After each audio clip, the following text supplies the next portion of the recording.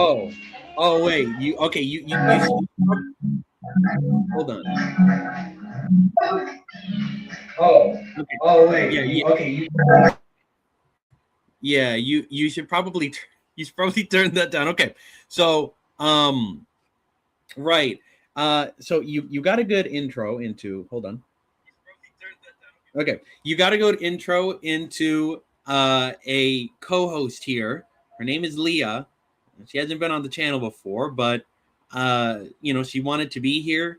I think, hopefully, and she is one of Janet's friends. She's in the Philippines, and she is just gonna join me as I venture into this important topic of whether Christians should celebrate Christmas, which is obligatory every single year. So, Leah, say hi to everyone. Hi everyone, I'm Right. Leia. All right. Yeah. She's here for the ride. So let's get the plane off the ground into the sky. I'm gonna be reacting to probably two videos. Just as a heads up, Leah, I usually go for pretty long time. So whenever you want to leave, just say you need to leave because sometimes I do it for a long time. So, for like 3 something hours usually. So basically, everyone asks this question each year, right? Which is, should Christians celebrate Christmas? And everyone is like, well, but it comes from the winter solstice holidays, and it was used by Constantine or the Roman Empire in order to get out the pagans, and so Christianity can be more acceptable, or some narrative like that, or it comes from the Osiris, or some pagan mythological concept. And so Christianity, the traditions of it were stolen from pagans, and even Christians believe this. They're like, oh yeah, Christians shouldn't celebrate Christmas, and they put like Jeremiah 10, which has like tinsels and whatever. But I'm going to answer that question today: is Christmas actually demonic? Okay, and you'll be surprised to find no, it's probably not. You can celebrate Christmas joyfully. You can celebrate with your family, celebrate the birth of Jesus. That's perfectly fine. And hey, any excuse to get more presents is always great by me. So we're just going to start it here, and I'm mostly going to be reacting to comments that are in the horizontal stream because that's usually what I prefer. So if you're in the vertical stream, sorry, you're going to get the silent treatment. No offense there. So we're going to start with the first video by Wes Huff. And tell me if the audio is good, by the way. 3 years ago, I made an infographic on some reading I'd done on supposed I think the audio is good. 3 years ago, I made an. Yep, seems good. Also, the video might be choppy, but don't worry about it. It's all good. Pagan origins of Christmas. At the start of the research, I would have told you that some of these things were pagan, and that Christians had co-opted a number of them, and that while their origins might have been pagan, they were now completely disassociated from their pagan beginnings. However, and which is, again, that's what a lot of Christians believe. It's like, well, it was originally pagan. It started out that way, but we don't really celebrate it like that anymore. We don't celebrate it like those pagans over there, like those false god believers. We're just, we're better now. They're not like us. But he's saying, well, no, actually, it's a little bit more complicated than that. As I read more and dug into the literature, and specifically the original sources, I found that my preconceived notion was actually backwards. In fact, some of the things I thought had pagan inceptions were actually practiced by Christians before they were by pagans, and pagans had appropriated them from Christians, not the other way around. But that's usually how it is, though, because everyone is like stealing stuff from us. It's like the philosophers take philosophy from us. The lawmakers steal stuff from us. Everyone steals stuff from us except believing in Christ as God. Okay. And really that's it kind of feels good. But in a way it's also kind of sad because nobody actually respects us. Hold on. At the beginning of December, I reposted this infographic pointing out that there was lack of evidence regarding the pagan genesis of a few modern Christian traditions. And boy, did I get a response. It's obviously pagan, and everybody who has a brain on their head knows it. You will be judged for your leading astray the flock from Yeshua Adonai Yahuwah to follow the great Shaitan Ra. So that was definitely words. That was definitely words on a page. So Yeshua Adonai Yahweh, which I guess is Jesus the Lord God. Jesus the Lord God. Okay. Which, so first of all, whenever, hold on. Hold on. More people, a lot more people asking me money. Okay, I'll send them the money later for Christmas. So as a first thing, whenever someone uses Yeshua instead of Jesus, you already know you're dealing with someone either obnoxious or Hebrew Israelite, which is pretty obnoxious. So this person probably like goes that direction, and because they're like, oh, you're leading away the flock. Well, probably like believing you can lose your salvation if you practice Christmas. So guys, make sure you don't practice Christmas so you can keep your salvation, so you don't lose your salvation this Christmas. See, you thought you were getting a gift for Christmas. You're actually getting the gift taken away. So stay cooked. A Christmas tree is an idol. Oh, wait. This is what I said. Jeremiah 10, right? Right, where it talks about the tinsel, that's probably not the exegesis of that verse, but we don't need to get into that now. So yeah, Christmas tree is an idol. Bro doesn't know what an idol is. Tell me you don't know what an idol is, okay? Because nobody worships a Christmas tree. That's absurd. Bring it sacrifices, hold hands around it to sing songs, and then bow down to it to get your presents. Oh my gosh.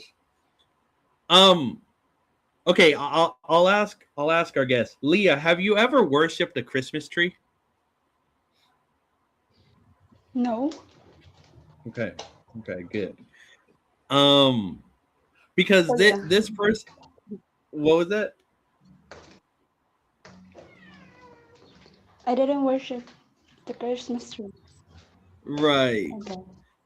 Yeah, because this person is basically saying that you bring sacrifices to it, you bow down, you got to bow down under the Christmas tree to get your presents, and you sing songs around it. Like, so yeah, basically, according to this person, you're worshiping the Christmas tree.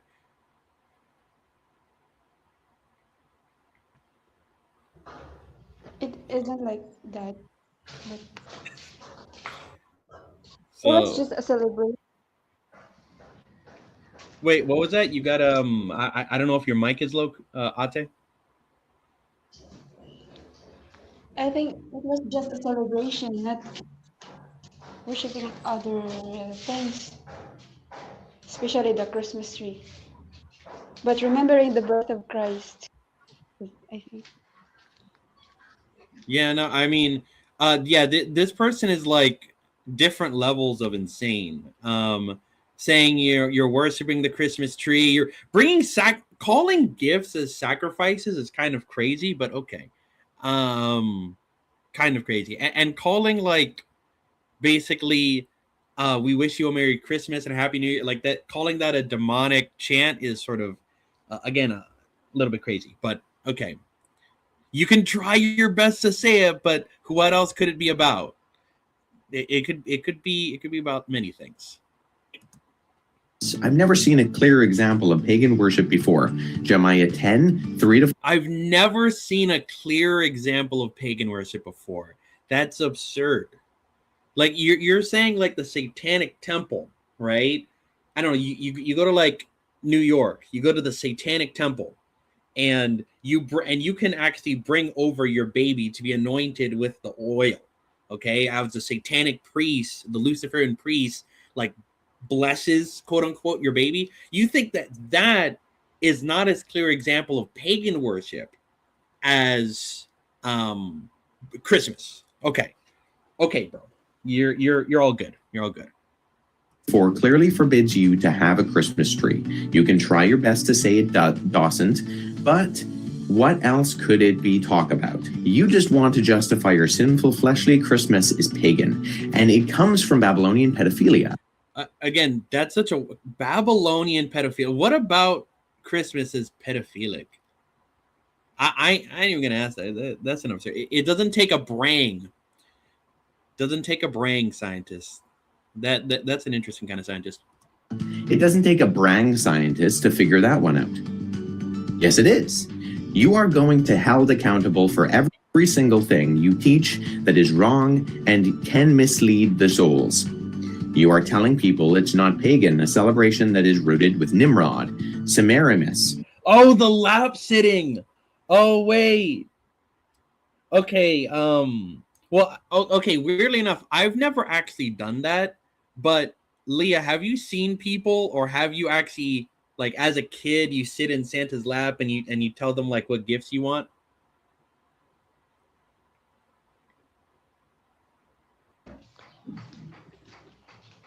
What, Kuya? So, like, maybe the people in the audience would know more, but, like, there's, like, a tradition where, and if anyone knows it other than laymen, you can say, but there's, like, a tradition. You have, like, the mall Santas, right? Okay, Babylonian pedophilia is crazy, but you have, like, the mall Santas, and they're, like, sitting in a Christmas area.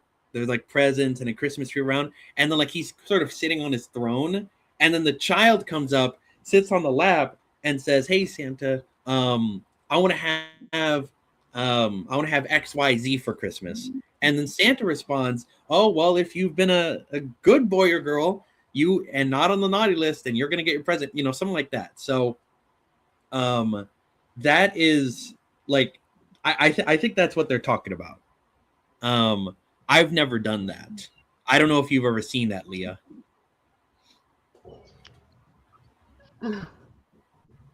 I-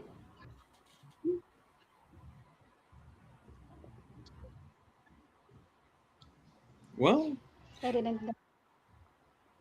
yeah, if you haven't seen it, yeah, it's probably more of an American tradition. I'm not gonna lie. It could be in other places, but yeah, basically, Eminem showed it in a video. Yeah. So, Eminem is also responsible for pagan worship, but that one was obvious. And his son Tammuz, a pagan celebration to worship the sun god? Really? It's not about us and this worldly traditions. It's about the one and only Messiah and his name being honored, not just for Christmas, but in everything we do. Well, I mean, like, I understand the point of that, and, like, they're trying to say, oh, you shouldn't be engaging in worldly activities.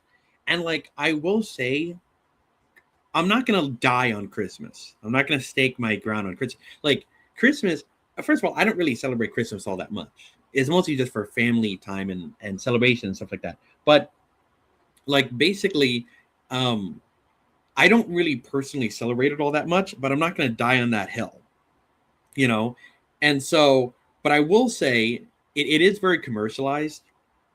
It is very, like, secularized almost. You have secular people saying Merry Christmas, not understanding the purpose of it. It's a Christ mass from the Catholics. So I understand, like, I sort of understand it, like, why they would say that. But at the same time, it's like, well, yeah, but just because people appropriate it doesn't mean it's still not Christian. So that's what I would say about that. And the always popular High Mass of Apollyon the Destroyer, filthy. Okay, what? Crazy. Puke emoji. Now, obviously, these are examples of some pretty extreme comments, but I'm not kidding when I say there were over 100 negative comments, some that I just had to delete because they were just not appropriate. My DMs. So someone was probably, like, doxing his family because you supported Christmas, so you deserve to go to hell, Wes Huff. That's insane. Please don't do that. also got pretty crowded with people accusing me of being a wolf, false prophet, Satan lover, and so on and so forth. And the point of this video is not to focus on the crazy, although there is a lot of that to go around. My purpose is to try and correct some of the misinformation and misunderstanding surrounding this particular topic. Misinformation that I myself believed before, misunderstandings that I myself was ignorant on because I hadn't looked at the source material on the subject. I don't think a lot of historians have. Not a lot of historians have basically, been in tune with the video. Not a lot of historians have actually gone through the evidence itself, and so they'll just say some random statement. If they're an atheist, they'll say this statement. If they're a Christian, they'll say this statement. If they're whatever religious belief, and so they're not actually looking into the evidence of why Christmas is as it is. And again, don't get me wrong. I think Christmas could be a lot better. Okay, it's very westernized, very commercialized. Not a big fan of it, but it's not a pagan holiday. Of all the holidays you could pick, I'd say probably like 4th of July is more pagan than Christmas, for obvious reasons. Start off with some of the most common accusations and objections I see. The first, and probably the most talked about, is the date of Christmas itself. It's often asserted that the date of December 25th was already a common one used in ancient Near East and Greco-Roman world. The Christians merely scheduled their celebrations of Jesus' birth on the same day as these pagan festivals to somehow make it easier for pagans or early converts to convert or start to celebrate Christmas. Yeah, that's basically what I argued and what I know people often say in the first part of it. Before I started the video, I've known about that stuff. I don't think that's necessarily true. Even the belief that Constantine became a Christian for political reasons and then therefore made Christianity more acceptable, he could have believed it. Maybe, he probably did. But, I would say there's also the other reason, possibly, which is that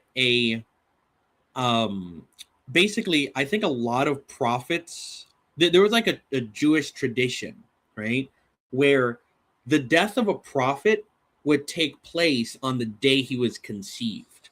And so obviously, if you have 9 months of conception, normally, and Jesus died on March 25th, AD 33, then it would sort of follow, again, from that Jewish tradition that, hey, he would be conceived on March 25th. 9 months later is December 25th. And so that was sort of a tradition because Jesus is obviously one of the prophets. He's the greatest prophet, but he is still a prophet. And so that is possibly an origin of why December 25th was created. But that's not the only one. There are many others. Apart from the fact that I wouldn't even have that big of an issue with this concept if it was true, when you really dig into the sources on what these festivals were when they happened, the argument starts to fall apart. The leading contender for this argument is the Roman festival of Sol Invictus, the festival of the unconquered sun. It's not until the middle of the 4th century that anyone makes the connection of Sol Invictus to December 25th, and earlier inscriptions are inconsistent, placing Sol Invictus throughout August, October, and early December. Christians, on the other hand, had already pinpointed December 25th as the date they thought Jesus was born. Decades before any of this. I'll go into more detail in a little bit as to the reasons behind all of that, but Sextus Julius Africanus in the late... Yeah, so that's one of the arguments put forth. It's Sol Invictus. Again, Sol Invictus is not the only holiday that took place. He's going to go into that. But it's one of the holidays, and so people say, well, they worship the sun god, and so Christians then worshipped around that time. But yeah, as he basically pointed out, it's that's basically pretty easily debunked. I don't know if you saw it in the video, but they were celebrating around even AD 114. If you have a first century, second century source of Christian beliefs and practices, it's usually pretty reliable. Second and early third century had already made that conclusion, and we have some early evidence that Christians were acknowledging it as such. In reality, Roman temple worship was on the decline by the 4th century, and it is just as possible and even more probable that the pagans moved their celebrations to December 25th to compete with the Christians, who were a growing religious majority at the time. In fact, Pliny the Younger in the early 2nd century had already... So you're saying at this time that Christians were a threat to the pagan? I mean, they've always been a threat, don't get me wrong. But it's kind of funny that Christians, they're it's sort of like this two-family war going on with the Godfather. It's like, I'm going to put my birthday on your son's birthday. So, you can't do anything about it. And then I'm gonna retroactively pin that on you. So already noted, potentially a little bit hyperbolically, that the Roman temples were being forsaken due to so many Christian converts.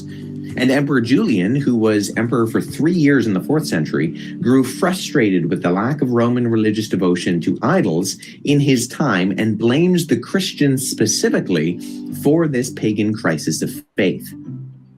In his work, The Origins of the Liturgical Year, historian Thomas Taylor says this exact thing when he states that it is more likely the Roman Emperor Aurelian placed Sol Invictus on December 25th to compete with the growing rate of Christianity. Others have tried to accuse December 25th of being the date of the feast of Saturnalia, the Roman pagan festival honoring the agricultural god Saturn. Well, you know what's also weird? It's sort of a weird argument. Like, everyone says that the Christians put December 25th, their holiday on December 25th to compete with the pagans. But it's sort of like, wait, but the pagans were doing it to each other, though, because these are mutually exclusive gods, right? So, like, you got one god being celebrated December 25th, another god being celebrated December 25th, or around that time. And so it's like, why don't you ever accuse them of stealing from each other, right? But of course, you're going to do it to Christianity because it's the double standard, because obviously people are just more critical of that holiday. And, also, I mean, you even have Hanukkah celebrated around this time. You have the Islamic holiday celebrated around this time. I'm not saying they stole it from Christianity or something like that, but it's like, that's why people say happy holidays. Multiple holidays are celebrated this time. So I really wouldn't have a problem with Christianity just being one of them. I mean, it's a good way to end the year. What can I say? There's no reason. There's no reason to sort of suspect it of anything nefarious. However, much like Sol Invictus, our earliest sources for Saturnalia come late. Macrobius in the 5th century says that Saturnalia was celebrated 14 days before January. And keep in mind that the ancient Roman calendar at this time had 2 more days in their month of December. I gotta make sure the audio is good. Yeah, okay. Audio is good, but the visual is eh. So, I might have to fix that eventually. Than ours does today. This only comes out then to December 17th. Brumalia, although multi-day festival in ancient Rome devoted to Saturn and Kronos, comes in as a potential candidate. But Brumalia starts in late November and ends on December 17th, right in time to celebrate the day of Saturnalia. In fact, there is no evidence that December 25th was selected to replace a pagan holiday. And other sources of deities like Tammuz, Horus, Ahura Mazda, Mithra, Attis, or Dionysus being born on or around the winter solstice, those dates come well after the 4th century, and therefore long after we know Christians had already identified Jesus' birth on December 25th and were starting to celebrate it then. And you have so many church fathers talking about this. You have apostolic fathers talking about this. John Chrysostom is just one of them. But it's just, you need to put away this tired argument.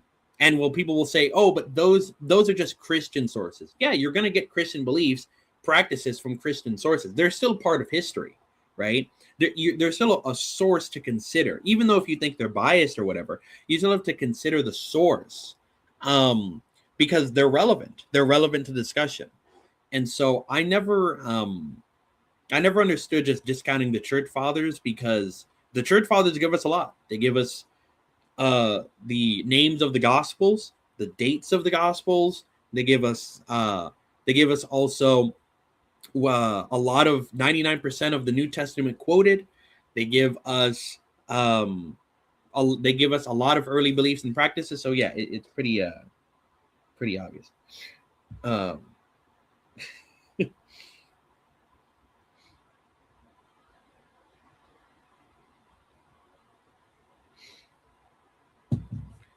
386, John Chrysostom says that Christmas was being celebrated on December 25th and describes it as a long-time tradition.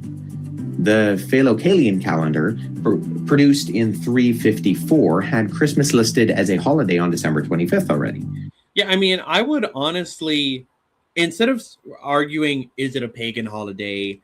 Is it a bad holiday? I think a better question is just, hey, is Christmas a holiday? Is Christmas, why December 25th? What led them to that conclusion, right? What led the Christians to practicing and believing that, even as early as the 2nd century, you know? And I think he's going to get into why that is, or maybe another video might.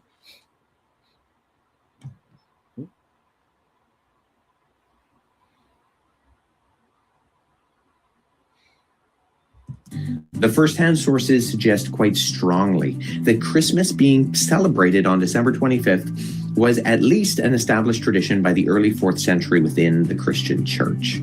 The truth of the matter is that no one really knows when the birth of Jesus was.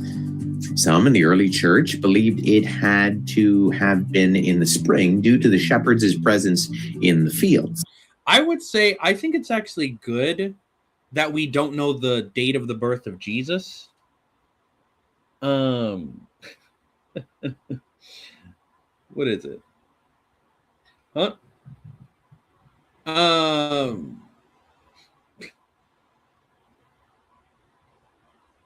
Well done. Shepherds were in the fields. So basically, the thing is that I actually like the fact that we don't know the birth of Jesus, because we'd idolize it. Humans are very quick to idolize. Humans are very quick to idolize things. They're very quick to take things from God and reconstrue them. Like, for instance, people took the serpent on the pole, Nehushta, and it was supposed to be a provision from God to spare them from physical death, right? To spare them from physical death. And yet people took that, they worshipped it, and eventually God destroyed it because the people were worshiping it instead of worshiping God. Okay? And God didn't order that, he didn't command that, so it was idolatry. And so the same is, like, if we literally had a piece, think about this, if we had a piece of the cross of Jesus, that piece would be worshipped. It would be put in a museum. People would look at it and admire it. If we had Jesus, people think they have Jesus's loincloth when he was wrapped around in his burial. I don't think that's actually Jesus, but okay, but whatever. You know, if we had a book written by Jesus, the Gospel of Jesus, you know, the Gospel of Jesus, we'd worship that too. We already worship the red letters over the regular letters of the Bible. So I think it's good that we don't know the birth of Jesus. We can get an approximation of it, but it's actually good that we don't know about the timing of the birth of Jesus. So, also, Leah wanted me to repeat the question I had about Christmas trees. Basically, that when you when you bow down to a Christmas tree, okay, and you take the gifts, are you worshiping the Christmas tree?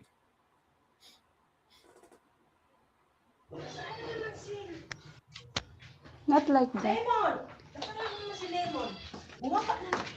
Wait, what was that? What? So like, imagine Yeah.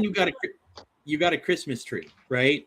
It's like this giant tree, and it's like decked out, and you got the presents underneath. Okay, you know, you got to bow down to get the presents. So when you bow down to get the presents, are you worshiping the Christmas tree?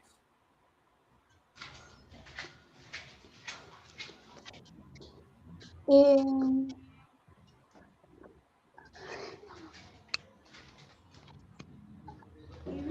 I don't think so. No. Yeah, no, I don't think so either. But you know, someone said that if you worship the Christmas tree and you celebrate Christmas, you might lose your salvation. So think about Oh, that. So yeah, it's right. not So part of you not part of the salvation, I guess. right. Yeah, the Christmas, whether or not you worship the Christmas tree is not part of salvation. Okay, whether or not you celebrate Christmas. Um, Yes. so that was part of his question. Um, but good that we got clarification on. Man, I was sweating. I was sweating. I thought I could lose my salvation this month. But Layman said we have Jesus underwear. Yeah, dude, it's like we well now when you say Jesus underwear, do you mean Jesus's underwear? Because I'm gonna be honest, I don't think people probably wore underwear. Some probably like that, but it's sort of like if we had we would put Jesus on anything. You know, we have Jesus on everything. We have Jesus on big TVs. We have Jesus on jumbotrons. We have Jesus in Times Square. You can go to Penn Station, go to Times Square, and you'll see a Jesus, quote unquote, a Jesus mascot fighting against an Elmo. Okay, and you can record that and get 5 million views. Okay, in New York, you know, we idolize things very easily. You know, hey, Bruce Andrews, we are discussing if Christmas is demonic. And the answer seems to be no. From March to November. And during the winter rain months, it's unlikely, although not impossible, that they would have been out grazing with their sheep. So where did the date of December 25th come from then? Also remember that nights and winters in like the Middle East are cold, man. They're cold, you know. So I don't know why you'd expect them to just be out there with their sheep tending if it's like super cold. Likewise, yeah. Merry Christmas, everyone. I'm going to say one more at the end of the stream. So hold on to it. Hold on to your Merry Christmases until the end of the stream. Okay? Or forever hold your peace. Well, there was an idea within early Christianity that if you were really holy, you would die on the day you were conceived.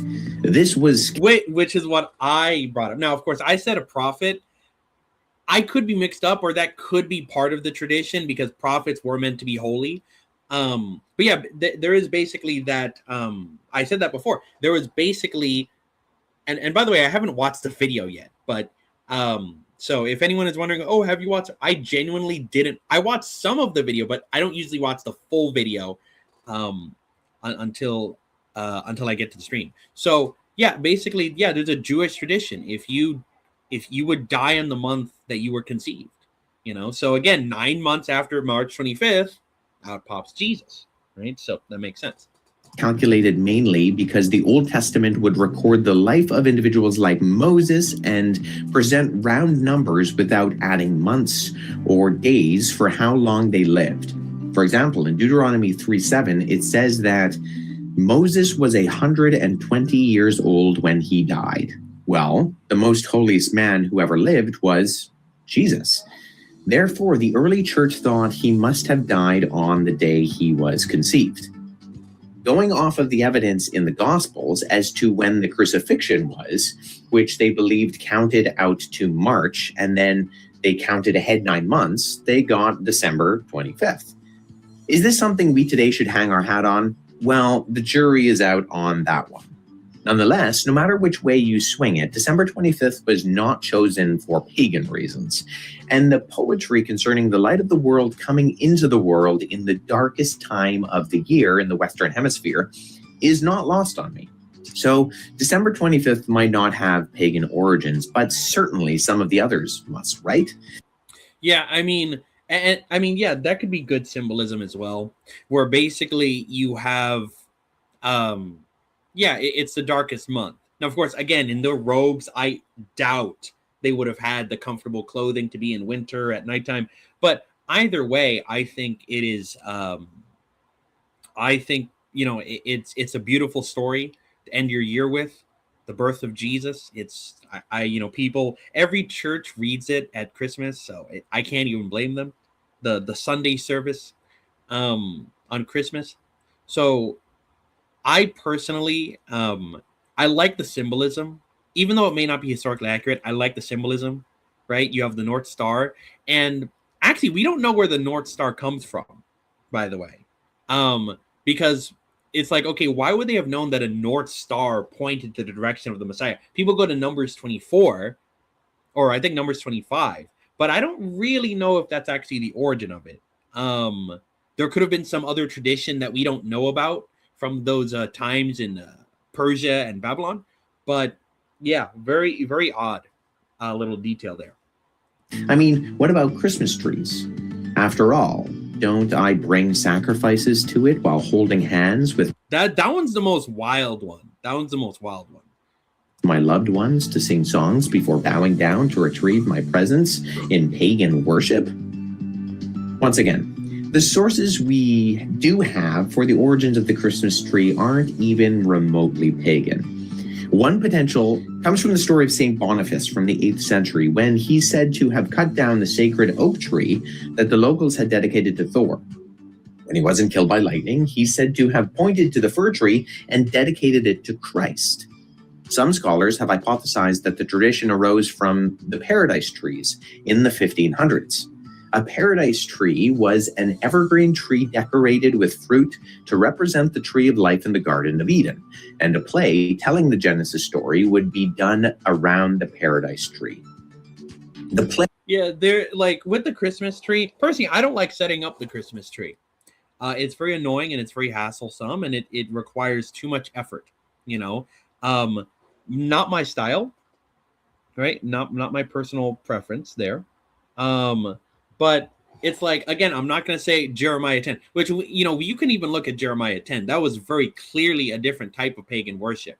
Very clearly, it's not like the Christmas tree is pagan worship, but that right there is clearly pagan worship because they're bowing down to it. They're doing specific rituals around it. The Christmas tree does not come from pagan origins. And again, it's just so anachronistic in Jeremiah 10 that he'd be talking about a holiday that didn't even exist yet at a time that it wasn't even celebrated. That, to me, that sounds like bad hermeneutics. Days were typically held on December 24th, and then, as the fruit was taken off the tree remained, and it was then decorated for the next day in celebration for Christmas.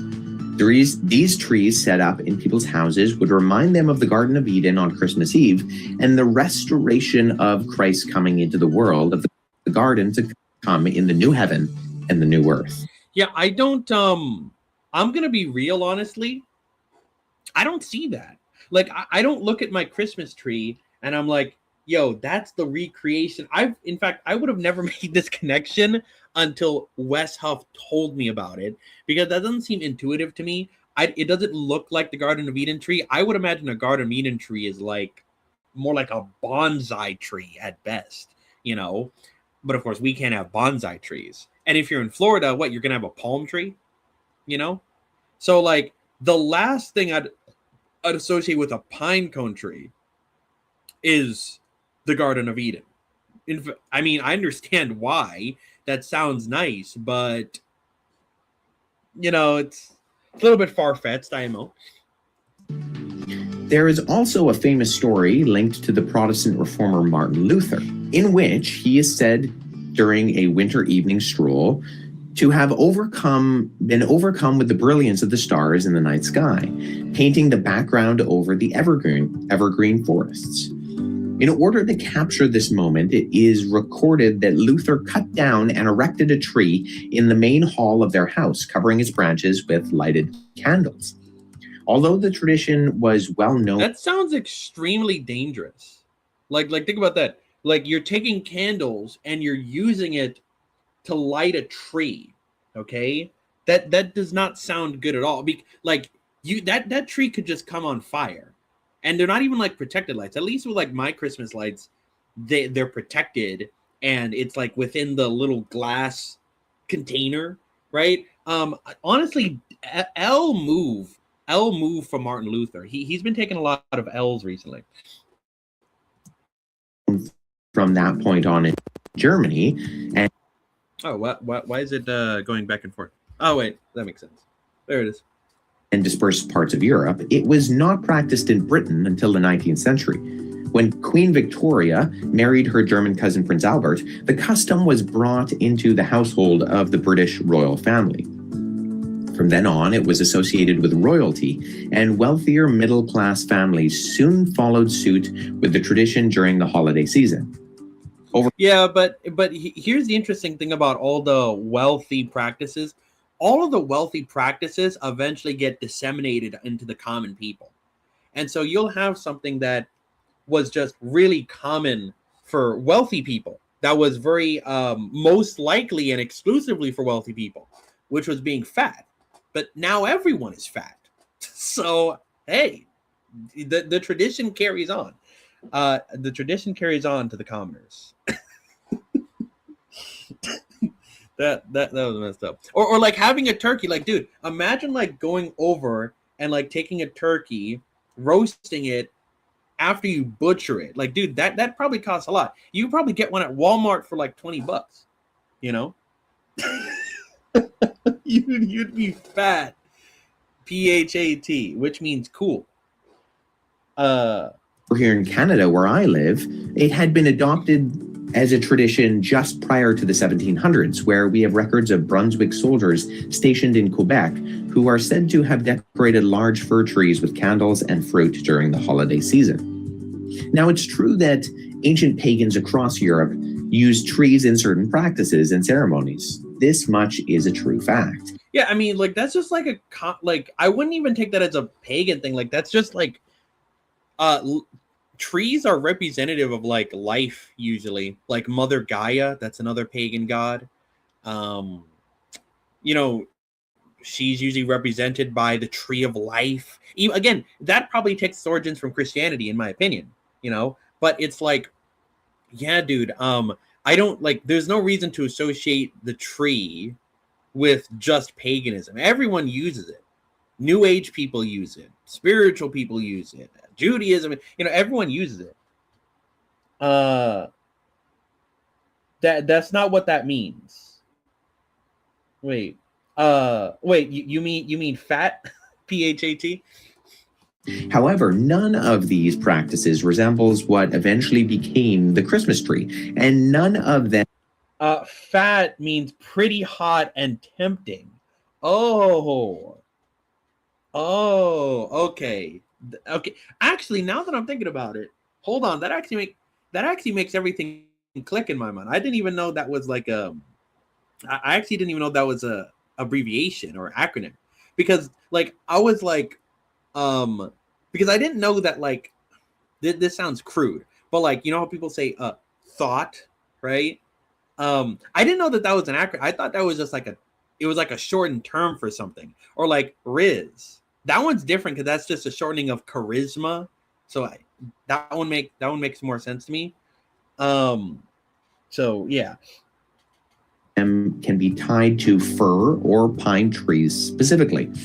Aside from the fact that by the time that Christmas trees became popular and associated with Christmas itself, virtually all of these pagan worship practices in Europe were long dead. And I don't know the origin. I'll check Urban Dictionary. See, Urban Dictionary might be better than Webster's. And anyone want to vote on that? Webster's Dictionary versus Urban Dictionary? Forgotten. There is no evidence of a direct link, and if the most we can connect is a parallel correlation, then that's pretty weak. Correlation does not equal causation, and along with trees, pagans... Which, that statement is true in both history and in statistics, mathematics, and whatever other study you're doing. Very important rule. Also had religious buildings, songs they sang, almsgiving, prayers. Some Egyptian superstitions also included the images of crosses and fish. By the same logic, we better get rid of all those things in modern Christianity. Yeah, okay, so I was right, actually. What is it? Okay. All right. Leah said she needed to do something, but it's all right. 25 minutes. The video might be done in 25 minutes, but it's all right. Christianity as well. But yeah, I always thought that fat meant cool. I don't know. Like, it's like, yo, that fit is fat, or yo, man, you're looking fat today. Which now that could apply. That could be a double entendre if your friend just had like 8 different Big Macs. But you see, but also it could apply if they have like the new like Mark 8 Jordans. So both of them could apply. What is it? Now, the problem we run into is that you can draw all sorts of parallels with things pagans did and do, and practices we see in Christianity. But once again, correlation does not equal causation. And to draw the connection between a pagan root into a modern Christmas practice, we need to be able to draw a clear and definitive straight line. That just simply cannot be done with all the examples we see within modern Christmas practices. This also goes, by the way, for... Yeah, again, I mostly know the crude version of it, which is when you sort of appeal to someone's sexual appeal, usually in their more gendered appendages. I'm trying really hard, guys. I'm trying really hard to keep it PG here. But pretty hot and tempting, or pretty hips and thighs. Thickness. Yeah. Enough of that. Wreaths, mistletoe, and even Santa Claus. You might have a problem. Charles, no. Those are definitely words. With commercialization of all of these things, and I can understand that. But to try and then say that they're pagan is just a jump in logic that seems to... See, yeah, you're right. Like, anytime that something goes wrong around Christmas time, just blame it. Dude, I mean, it's a pagan symbol anyway. You got your powers from Satan, right? You see, this is why we know you're manifesting, Charles. I mean, do you have a Christmas tree in your house? Because if you do, that Christmas tree is a portal to another, is a portal to hell, the dimension of hell, and the demons come out. It's like the gate of hell in Capernaum that Jesus was talking about on the mountain. So basically what I'm trying to say is you kind of cook yourself by creating that Christmas tree. Yes, no Christmas, bud. At best be... I'm off topic now. I'm off topic. No, but it's still related to because look, we circled back around, right? We circled back around to it being about Christmas trees. So it works. Silly to me. Now, some will grant that and simply say, well, they might not be pagan, but scripture clearly condemns such practices. I mean, look at Jeremiah 10, verses 2-4. This is... Oh, yeah, he's going to deal with the exegesis now, which is good. I'll just read it. Do not learn the ways of the nations or be terrified by signs in the heavens, though the nations are terrified of them. For the practices of the people are worthless. They cut a tree out of the forest, which it doesn't say what kind of tree it is, and a craftsman shapes it with his chisel. They adorn it with silver and gold. They fasten it with a hammer and nails so it will not totter. what the Lord says. Do not learn the ways of the nations, or be terrified by signs in the heavens, though the nations are terrified by them. For the practices of the people are worthless. They cut a tree out of a forest, and a craftsman shapes it with his chisel. They adorn it with silver and gold. They fasten it with a hammer and nails, so it will not totter. The argument then is that this is God forbidding decorating a Christmas tree. My problem, though, is that there's a few assumptions being made here, because number one, it's that you have a Christmas tree being cut down. Usually in Christmas, you'll have the tree cut down, and if it's appropriate size tree, you put it in your house, or you'll build one artificially, right? And it's usually pretty intact. Like, it's usually the same tree. It's usually like pretty, just basically, it's essentially the same Christmas tree. But it seems like they chisel it down. They break it away piece by piece. So it seems like they're taking this tree, which, again, why there's no reason to assume it's a pine cone tree. There's no reason to assume it's an evergreen tree. But you take this tree and they chisel it down. They probably carve something out of it. Probably a pagan idolatrous symbol, okay? Not the tree itself. And they're adorning it with certain materials. And those are meant to, well, probably in that context, meant to describe their fortune. And they're nailing it down so that it won't be destroyed by the judgment. So in context, it's a very different thing going on. You can't compare them. So doing so is a sin which Scripture and God condemns. The problem is that this verse, when placed in the context of what Jeremiah is actually talking about, completely debunks it. What Jeremiah is talking about is a craftsman who is cutting down a tree and carving a graven idol out of the wood. The very next... Yeah, this is exactly what I was talking about. All right? They're not taking the tree and then just putting it just as is. No, they're taking the tree, they're cutting something. See, it literally says in the verse, they're chiseling it, right? That should tell you that it's not just a one and done kind of cutting down deal like you see with the regular Christmas tree. Verse mockingly compares what is being done by these pagans with a scarecrow. In other words, just as a scarecrow. And again, is anyone out here, is anyone out here that condemns Christmas? Are you going to also condemn scarecrows as pagan? Because once you do that, nothing is safe. Everything is pagan. I'm pagan. You're pagan. This water bottle, if I put leaves around it, I decorate it, that's pagan too. So, look, if scarecrows aren't even safe, what can be? What can be? Crow is a mock representation of a person to scare away birds in a field, but cannot move, talk, or has no life in and of itself. Neither does the wooden idol being made by the craftsman. The verse specifically mocks these wooden figures' lack of ability to speak or walk. Why? Because they're being carved with mouths and feet, yet they're still a piece of lifeless wood. This wouldn't make any sense if what is being talked about in context looked... Clip it, PV. Dude, again, I've been saying this so many times. You guys can just take anything I say and just clip it. Like, I say so many out-of-pocket, out-of-context statements, which aren't even better in context. Like, you could just take what I say and then just clip it and then share it, and then boom, you know, you make a clip out of that. You know? There's so many gold clips you could use. Like a tree. Oh, and hey, Quad. And that's besides the point that it would make no sense for God to be telling the ancient Israelites to avoid making Christmas trees, which wouldn't be done for thousands of years in the future, and thus have no understandable application for Jeremiah's immediate audience. Many people in the comments... Yeah, tell Super Layman to clip it.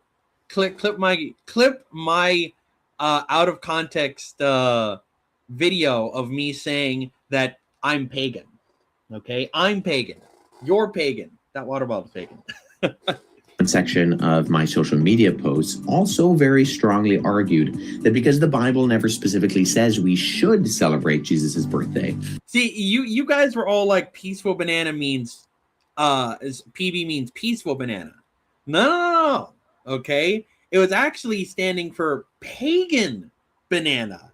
Okay, so next time I'm gonna come in and I'm gonna come with the devil horns. Okay, you're not gonna know what hit you.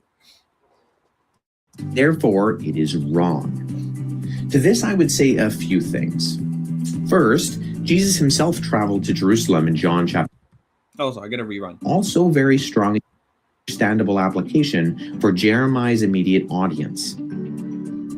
Many people in the comment section of my social media posts also very strongly argued that because the Bible never specifically says we should celebrate Jesus' birthday, therefore it is wrong. To this, I would say a few things. You know, there's also a lot of things the Bible doesn't say that you shouldn't do, and yet doing it would still be wrong. Like the Bible never says you shouldn't smoke weed until you're blackout, until you go high on acid. Okay. The Bible never says that you should, the Bible never says that you shouldn't take your cousin for marriage, which we know from the Andrew Wilson debate. The Bible never says you shouldn't, but that doesn't mean it's not wrong. And similarly, the Bible can not mention that we should do something, and yet it can still be okay. It's just not listed. It's a conscience issue. That's why Paul said, Colossians 2, Romans 14, whatever day you celebrate it in your own mind. If you're going to celebrate it to the Lord, celebrate it to the Lord. Okay? Any new moon, any Sabbath day, any holiday, it literally doesn't matter what you celebrate as long as you do it in praise of God. I enjoyed the portion I watched. Couldn't say for the whole thing. You were doing well. Yeah. I as a side note, I think Layman did a stream yesterday about if you need to believe Jesus is God to be saved. I think I will say this. I commented on it with others. You could have done better. Don't get me wrong. You did win the debate.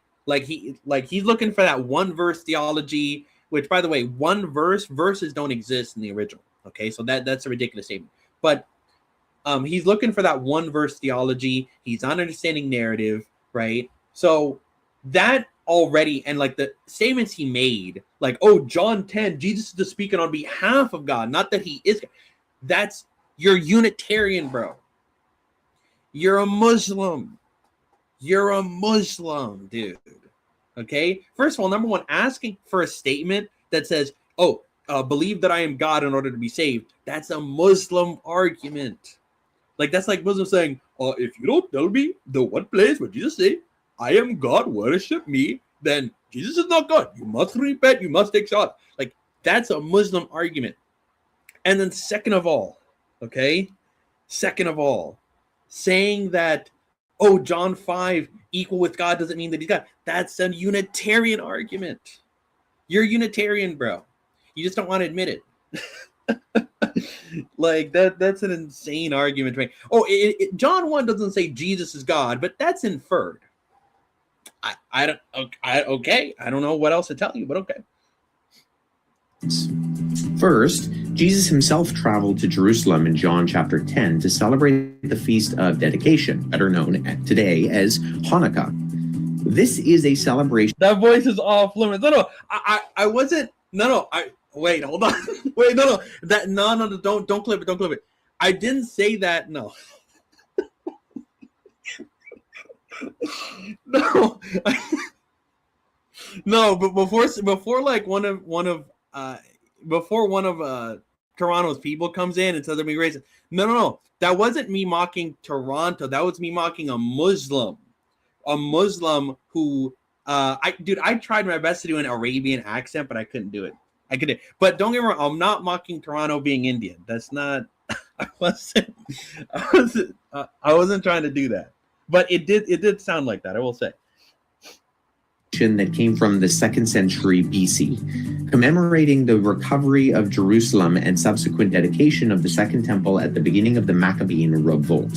This is not a celebration the Bible says for God's people to do. It comes from the time between the last book of the Old Testament, Malachi, and the first book of the New Testament, the Gospel of Matthew. Yet Jesus has no problem traveling to Jerusalem to celebrate this particular event. Despite it not being commanded in Scripture, it is fully consistent with Scripture. Why wouldn't you make a celebration out of an event that represented God's work in the world and the preservation and redemption of his people? Yeah, I mean, you do that with the Hanukkah, Feast of Tabernacles. That was not originally in the Torah, right? But they created that. Even Jesus celebrated Hanukkah. They created that holiday out of commemoration for the Maccabean revolt around the time of I forget what his name was, but it was like a precursor to the Antichrist. Dang, I forgot his name. But basically, yeah, I honestly, yeah.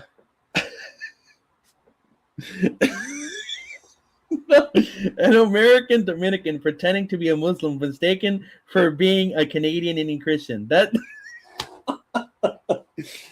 oh man. No, that's yeah, and Antichias Epiphanes. Yeah, I forgot his name.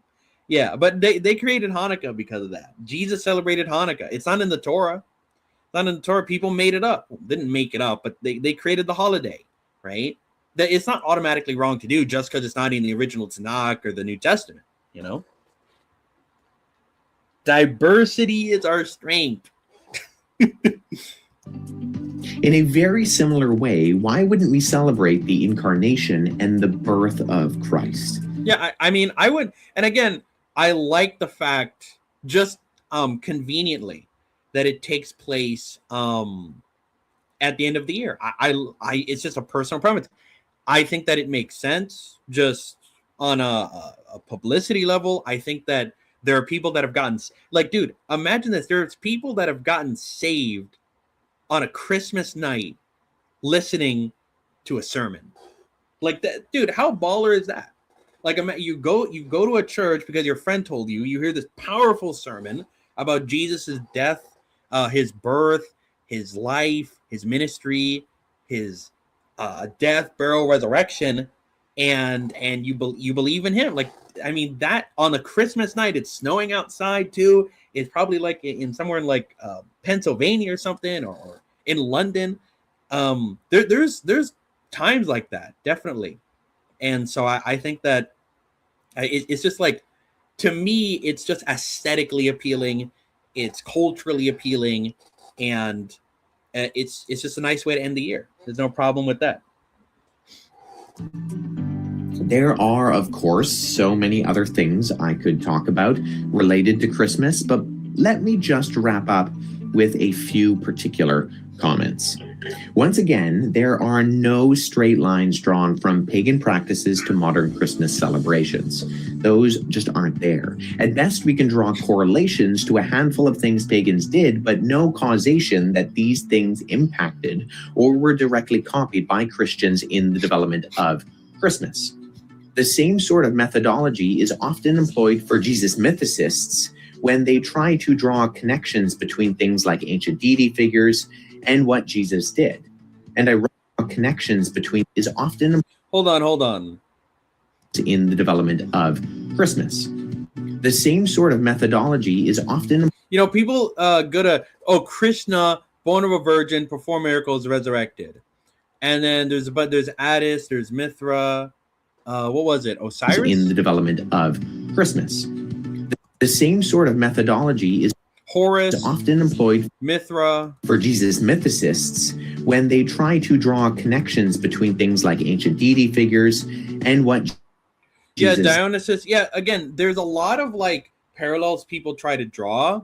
The problem, of course, is that they're just not always dry. I remember, like, with the story of Osiris, people try to say, "Oh, that's Jesus, right? That's Jesus." Here's the story of Osiris. The story of Osiris, or I think it's Osiris, is you have he's not born of a virgin. He's not born of a virgin. He's born of a rock. Okay, he's born of a rock, at least in one telling of the story. And so he doesn't have a father or mother. So I guess you could call that a virgin birth. And then he dies, quote unquote. In reality, his body is completely torn apart and then it's put back together again. And he doesn't resurrect. He only becomes the overtaker or the lord of the underworld, right? Not really much of a resurrection in that kind of sense. And so this whole thing, and no sacrificial death mentioned, no death for sins, no propitiation. Like, there's so many elements that are just not there, that it's just not really fair to say, oh, this is this is Jesus. It's like, dude, there's so many. If you look into all of these stories, Mithra, Attis, Horus, whatever, they just don't line up with the biblical Jesus. It's just not true. You know, just do the research for yourself, dude. Don't just believe everything on the internet.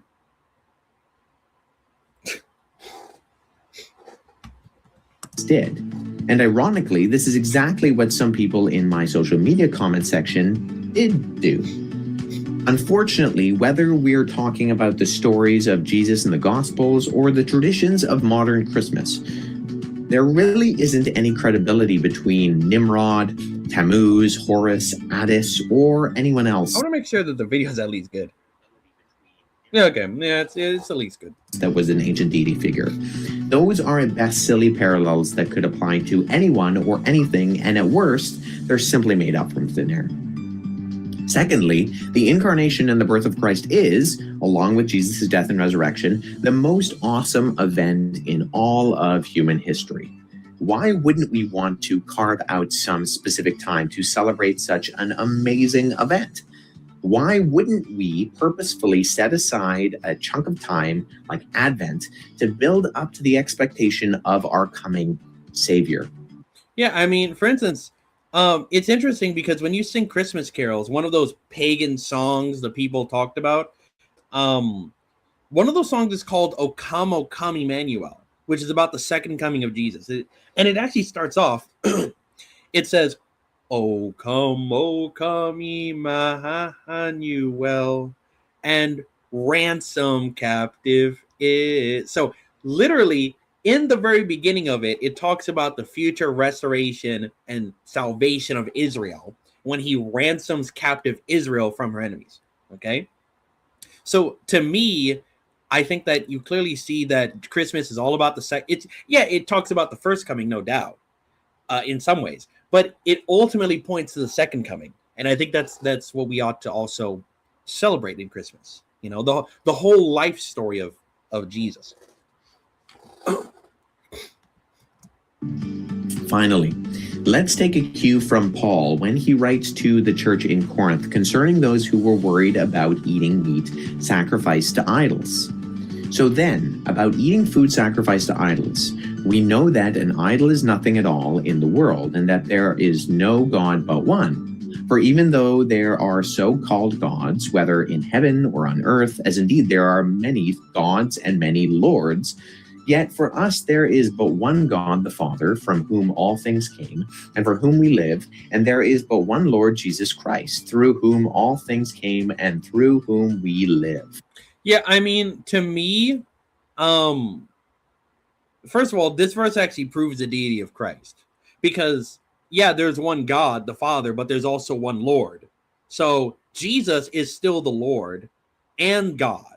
And God is still God. The Father is still God and the Lord. Pretty clear. But it's like, the point is that we know that, let's say Christmas had pagan origins, which I don't believe that's true. But let's say Christmas had pagan origins. Let's say every time I get my trees, I'm bowing down to the image of the beast, I guess, right? Something like that. It's like, well, you know what I mean? Like, but I don't believe that it's an actual real thing. I don't believe it's an actual God. I don't believe it's an actual Lord. I don't believe anything within it. And so even if I'm participating in this food sacrificed to idols, even if I'm participating in the gifts sacrificed to the tree, that doesn't mean that I actually believe anything is actually sacrificed. Look, if someone is going to give me a PS5 and it was put under an idol tree, look, I'm taking the PS5. I don't know about you, but I'm taking the PS5. I'm not like, oh, I can't take the PS5, can't take the 3090 because it came from the pagan tree. No. I'm taking that gift, dude. You know? So, you know, be thankful. Be thankful. God made everything good, and just because someone tries to corrupt and twist something like a cut of meat, or for that matter, a pine tree, doesn't mean that they're successful. Just because something has a meaning to a pagan does not mean that is then also how God sees it. And at the end of the day, I would never advise someone to go against their conscience. Yeah, this is also the important part to get from it. That's what I basically said. If you don't want to take the 3090 PC under the Christmas tree because it goes against your conscience, hey, don't take the 3090. Don't take the gaming chair. Don't take the GTA 6 released early. Okay, I'll take it, but you can give it to me. But look, the point is, don't celebrate Christmas if it goes against your conscience. If your family doesn't like it because you think it's pagan, look, you don't have a good reason to believe that. But don't celebrate it, right? Simple as that. Whatever you do, you have to be persuaded in your own mind regarding these sort of issues. So I think that Paul is absolutely relevant here. You truly believe that modern Christmas practices are something you don't want to be part of, that's fine. I have no problem with that. And the purpose of this type of video is not to coerce anybody who feels uneasy about this holiday or any other celebration that I like to do. This video is simply to point out that we are followers of the truth, and I'm not a brain scientist or any other type of scientist for that matter. I'm a brain scientist is crazy. But the truth of the matter is that modern Christmas traditions, you can't draw a straight line. Is this audio like going off the walls here, huh? From pagan practices to it. Let's remember what Paul writes in Colossians 1:16. Therefore, do not let any Colossians 2:16. He didn't know the verse. He didn't know the verse. All right. Anyone judge you by what you eat or drink, or with regard to a religious festival, a new moon celebration, or a Sabbath day. Which, first of all, this verse proves you don't have to keep the Sabbath, right? But look, whatever you eat, whatever you drink, look, you can eat whatever you want. You can drink. Now, of course, don't let it be unhealthy for you, but you can drink whatever you want. You can celebrate whatever festival you want. You want to celebrate Christmas? You don't want to celebrate. You want to celebrate? Look, I think that 4th of July is more pagan than I think it's more pagan than Christmas. Not going to lie. Now, of course, I have my reasons for that. If you want to know why, you can ask. But the point is, and you know, I can make a video on 4th of July, why 4th of July is pagan. But you know, but basically, whatever you think, whatever holiday you think is fine, whatever new moon you want to celebrate the new moon every month, go for that. That's dumb, but you can do that. You know, it's, you know, the point is that you praise and glorify God through it, and you'll have obviously a chance to give the gospel. And if you want to learn more about these types of things, about church history, theology, and other cool stuff about the Bible, then check out. And people be telling me not to drink my pee. Like, bro, Paul said it's cool. Hey, I mean, look, if you're in a survival situation and you're like Bear Grylls and the water is just too salty for you and you don't have a boiling pot and you also like can't reuse the water again and again. If you're just in that isolated, particular, specific, hyper, unrealistic situation, if you manage to get in that, you might need to drink your pee. Okay, so you know, mark my words here. Don't quote me on this, but sometimes, but sometimes that's okay.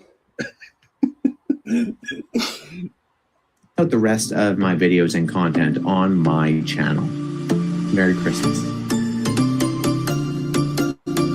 Dude, that was epic. That was epic, dude. All right, so Michael Jones helped with this. Seems wasteful just to throw it out. You know, hey, my mama said you never let good food go to waste. Okay? So take from that what you will. I can't do this. I can't do it. It's terrible. But now we're gonna go to our second video, right? The shocking truth about Christmas. I don't even know if I'll be able to finish this. Happy holidays, everyone. Happy holidays, Mr. Jones. Michael Jones. Right? How dare you? I've always wanted to say that in a church, just to see if anybody would leave. But before that happens, let me correct myself. Merry Christmas, everyone. Say that in a church. Happy holidays, everyone. Yeah, he said happy holidays. Yep, I'm gonna have to leave.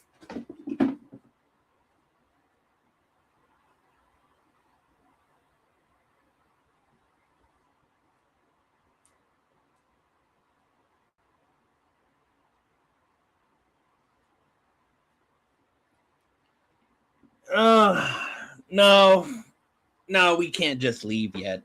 You know, look, he made a mistake. You know, we all make those kinds of mistakes sometimes, but it's all right. Nah, Smokey, Christmas is pagan because the tree has 33 stars. That means the Masons created, dude. The Freemasons are behind Christmas, dude. I've never heard this one before. The Freemasons are behind Christmas. You know who's actually behind Christmas? The Jews. The Jews are behind Christmas. I knew it all along, right? They were behind the Charlie Kirk fake death, okay? And they're behind, and they were behind the corn industry. They're behind VR Grace, and they're behind Christmas, okay? I should have known it was the Jews, man. I can't. I've always wanted to say that in a church, just to see if anybody would leave. But before that happens, let me correct myself. Merry Christmas, everyone. And I hope you're all having a great one. Just in case anyone out there celebrates Hanukkah. What is it?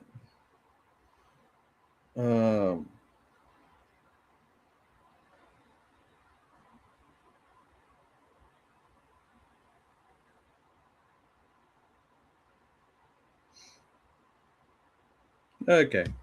Now, if you're like me, when Christmas rolls around, you probably do a little bit of shopping, spend time with family, go to church, and a little extra because it is Jesus' birthday. But you're probably going to run into a friend or a relative that's got a glee in their eye and a smirk on their face.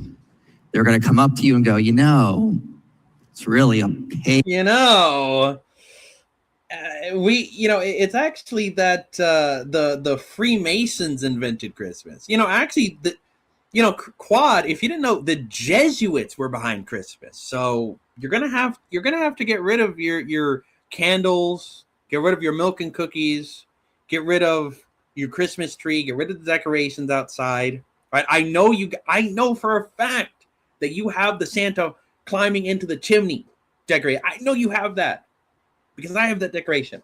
Okay. Okay. Oh, wait. What is it? Leah wants to open her camera, right?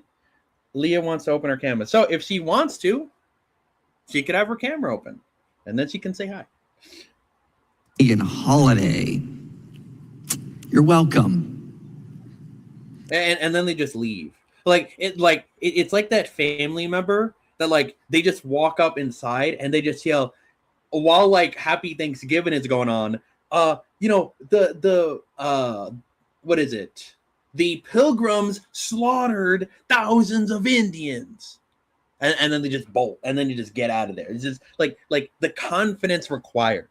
You know what I mean? The confidence required. How many of you? Oh, wait, Leah's there. Hey, you got your camera on, right? So now you can say hi to the audience again.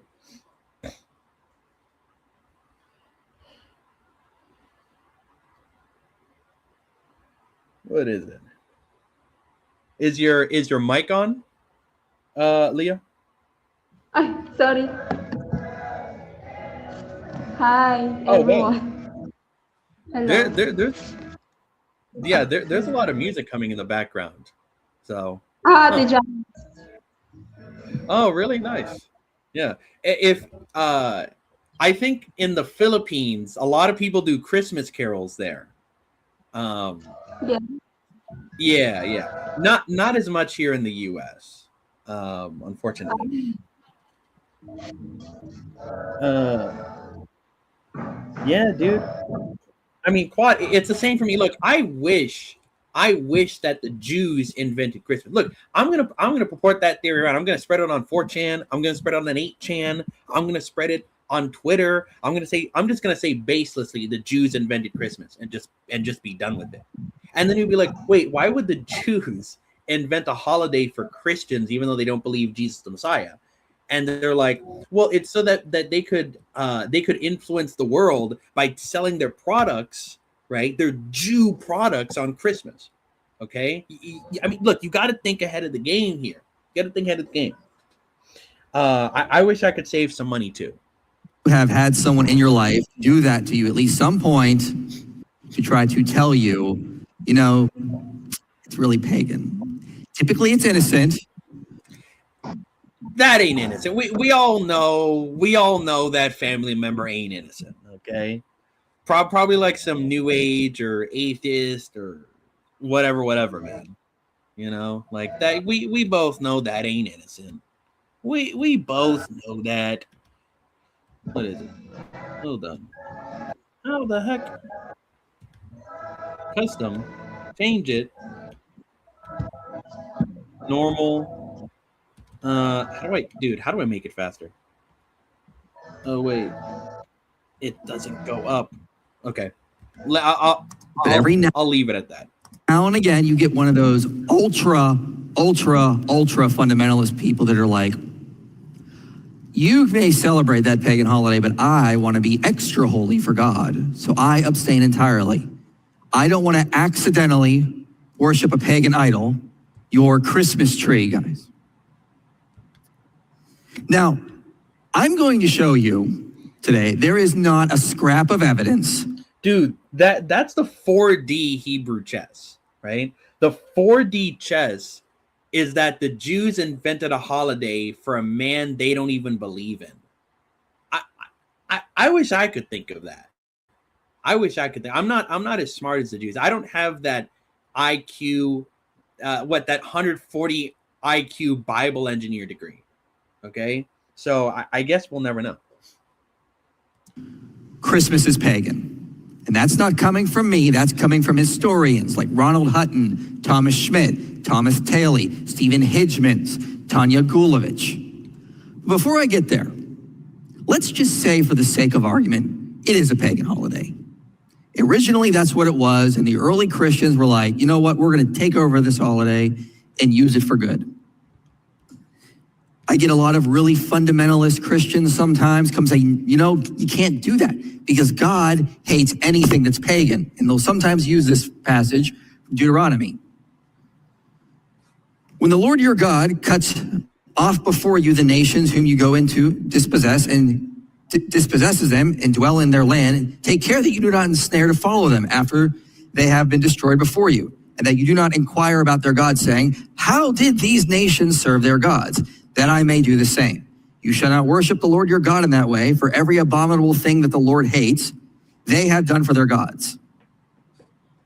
So they'll say, see? So there's a few things to note here. Number one, the kind of person who quotes this text is probably not a dispensationalist, right? So, because they're taking a text about Israel going into the land of Canaan and they're applying it to the church. To me, that doesn't make sense. But it's whatever. Because my problem is that, look, the church is not Israel. The church is not a theocracy. The church is not going into land. The church is not this same entity. So you shouldn't take laws about Israel, apply them to the church, especially in light of 1 Corinthians 8 and Colossians chapter 2. You just can't do it. Ye old mushy hermeneutic. Ye old allegorical hermeneutics. Mariah Carey is a Christmas. Oh.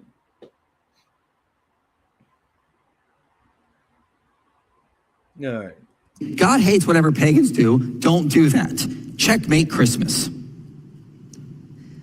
Again, let's use a little reason here.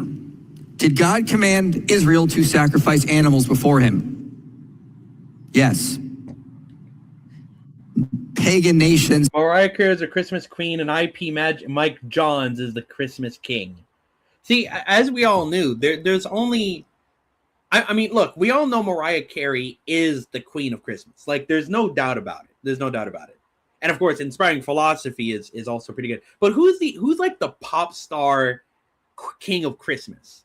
You know, I mean, Michael Jackson was the king of pop. There's no doubt about it. Bruno Mars might be getting up there, right? But who is the actual king of Christmas in the pop world? You know, Sacrificed animals to their gods. Did God command Israel to build a temple? Pagans built temples. Do pagans breathe air? Well, God said we can breathe air. So, okay, that one, I don't like that objection because that's sort of a duh moment. Like, duh. It's talking about how you serve their gods, right? So if I believed in that ridiculous hermeneutic, I'd say, look, Michael Jones, obviously it's not talking about everything pagans do as just a normal human being you're not allowed to do. But in the way that they serve their gods, you're not allowed to do, right? So I would say that. And of course, again, the primary assumption is that the church is Israel and the church is under the Mosaic law, right? That's the main assumption. But that's also a problem with that argument. So maybe it doesn't mean everything, and it does seem to imply you can't do every abominable practice. Things like burning your sons and daughters in fire to their gods. In fact, the symbol of Christianity technically used to be a Roman torture device used by pagans, and now it's a symbol of victory. Now, I get some Christians that'll be like, well, you can't even use the cross.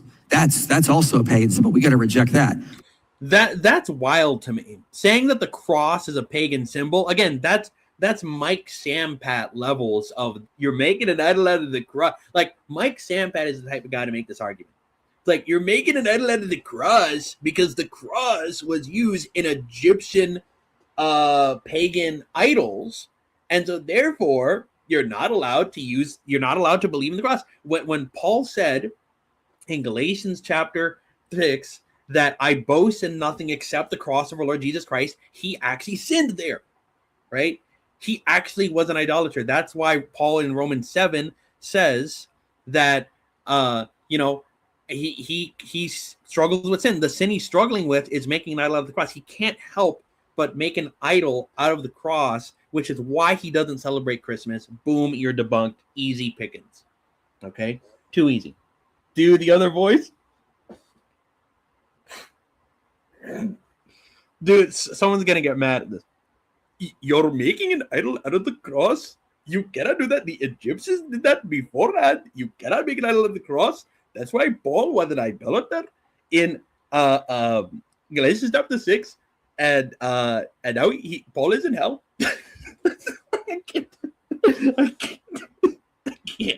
I can't. Well, let me go one step further. Let me read from Acts. Paul tells the Athenians, for in him we live and move and have our being, and even as some of your own poets have said, for we are indeed his offspring. Now, if you don't know, Paul is actually quoting pagans, Epimenides and Aratus. Aratus was a Stoic philosopher and a pantheist. And Paul says his words, well, I'm going to use those to talk about the God of Israel. So right there, we see in Scripture, God takes something that a pagan meant for evil, he uses it for good. He reclaims it. You meant this to talk about your pantheist Stoic God? Well, now it's about me. And this is what we tend to get in Scripture if you read it. Just because a pagan may have used something for evil in the past, that doesn't mean it is now evil or wrong for us. We see this very clearly in 1 Corinthians 8. Paul here is talking about meat that may have been sacrificed to an idol, and now it's being sold at a market. And he's like, who cares? Oh yeah, this is the exact same passage. This is the exact. Why do I click on the vertical stream? Yeah, dude, hold on. Okay, hold on. Okay, yeah. So, what is it? Okay, hold on. Is Layman there? If Layman is there, right, and you're available, then Leah is in the backstage. Again, I wanted to at least be able to be the admin, but it's too complicated. Yeah, if you're there, you could just let Leah back up on the stage, right, while I'm streaming whenever available, because she accidentally clicked something. Oh man. Yeah, I by the way, I tried my other computer. It still didn't work. I don't know why. Just because we know there's only one God, and guess what? He made all the meat. So he's the one who's really in control. As long as you're not going to cause your brother to stumble in some way, there's nothing to abstain from. Just because a pagan may have, honored it or dedicated it to Zeus, that doesn't mean it's now wrong for you. Just because a pagan used something in the past, that doesn't mean it's wrong for Christians in the present. And I'm going to give you one of my favorite verses, 1 Corinthians 15. For he must reign until he has put all enemies under his feet. And the last enemy to be destroyed is death. Okay? Who's reigning? Zeus? So this argument would work if we were in the millennium, right? Good thing. Hold on. Is the stream actually working? Okay. Let me read from Acts. Okay, yeah, I don't know why. But yeah, basically, what is it? Hold on. I don't know is it still working? Yeah, I just want to make Oh, Leah's already back. Yeah, dang. All right, she's already back, guys. Don't worry. Right? It was a brief interlude. All right. But yeah, basically, that's the issue. This would work. He's a post-millennial, by the way. So this argument would work if we were in the millennium. But it doesn't work because he hasn't reigned yet, because he hasn't come back yet. Right? He hasn't come on his throne, and he hasn't sat on his glorious throne with the Davidic throne. So I don't think that this verse really applies now, but I like the attempt. Yeah, post-mill is coming. Post-mill, there's so many ways to debunk post-mill. It's insane. So many ways. Ra, Marduk, the pine tree god? No. Jesus is reigning, and he is putting all things under his feet. Guess what? That includes pine trees, mistletoe, Easter eggs, bunnies, you name it. Everything can be used to honor our God. And he did the same thing, as I pointed out, in Acts 17. But wait, the fundamentalists is ready for this. They got a passage they want to go to. And I'm sure you probably have heard this. Jeremiah 10. Guys, in your mind, it's Jeremiah 10, isn't it? It's Jeremiah 10. Jeremiah 10. Oh my gosh, I'm too good. Look, I'm too good at knowing that. Now, of course, there's only like 2 verses at best that you could use against Christmas, but yeah. Learn not the ways of the nation, nor be dismayed at the signs of the heaven, because for the custom of the people are vanity. A tree from the forest is cut down and worked with an axe by the hands of a craftsman. They decorate it with silver and gold. They fasten it with a hammer and nails. Check. The worked with an axe, I don't think is a good translation, because the worked with an axe implies like, oh, you're taking the tree, you're cutting it down. But again, the imagery is a craftsman, someone who's chiseling it out, someone who's working with it. God is comparing that to taking a tree and decorating it. Okay, that's how ridiculous it is. So this verse, as I said and Wes Huff said, clearly is not referring to Christmas, right? Bro, who carves their Christmas tree? Like, that's what I mean. You look, at best, you like take off the stump part of it and then you put it in your house, or you put it on a stand or whatever. You don't actually carve. Who carves a Christmas tree? You know, that ain't even a Christmas tree. That's a Christmas log. Okay. Me. God says you cannot decorate trees with silver and gold. Boom. Boom. Destroyed. Epically annihilated. Can't get around that verse. Is that really what this passage is saying? Do you think ancient Canaanites had Christmas trees? Let's be a little reasonable here. Every scholar who has written on Jeremiah 10, and I mean every scholar who has written a commentary, mentioned it, will tell you this is not about decorating trees. It's about making an idol. Yeah, I would say, well, see, okay, the fundamentalist is probably KJVO. So I'm going to read it from the KJVO, right? I'm going to briefly go over there, and we're going to see, is it actually talking about that, right? In the KJVO. So we're going to go to, what is it? So I usually use the NASB.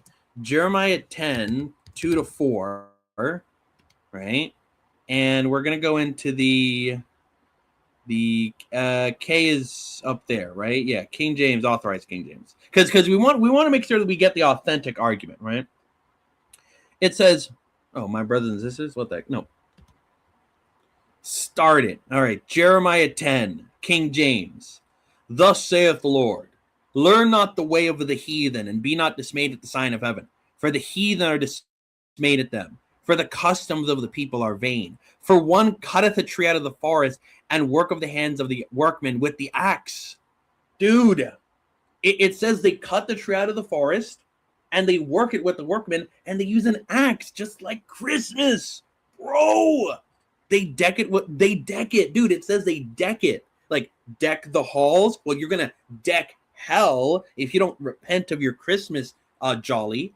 Okay, they deck it with silver and gold. They fasten it with nails and hammers, that it move not. You're cooked. You're cooked. Is that what it's saying? Is that what it's actually saying? I can't do this anymore. I can't do KJVO anymore. A craftsman cuts down wood. They fashion it with their hands, and then they decorate it with silver and gold. It's an idol.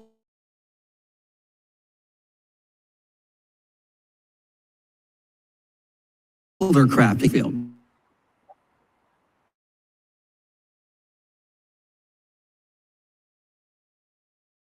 You see an idol, it typically has legs and feet, and it has a mouth. Again, there is not one scholar who says Jeremiah 10 is about Christmas trees. The only people who say that are laymen on the internet who have not done research. Oh, wait, layman. You were referenced. Layman on the internet. Why are you getting cooked, layman? Okay, consistently. You got cooked in the last debate. You're getting cooked by Mike Jones 3 years ago, right? It's like the cycle repeats itself.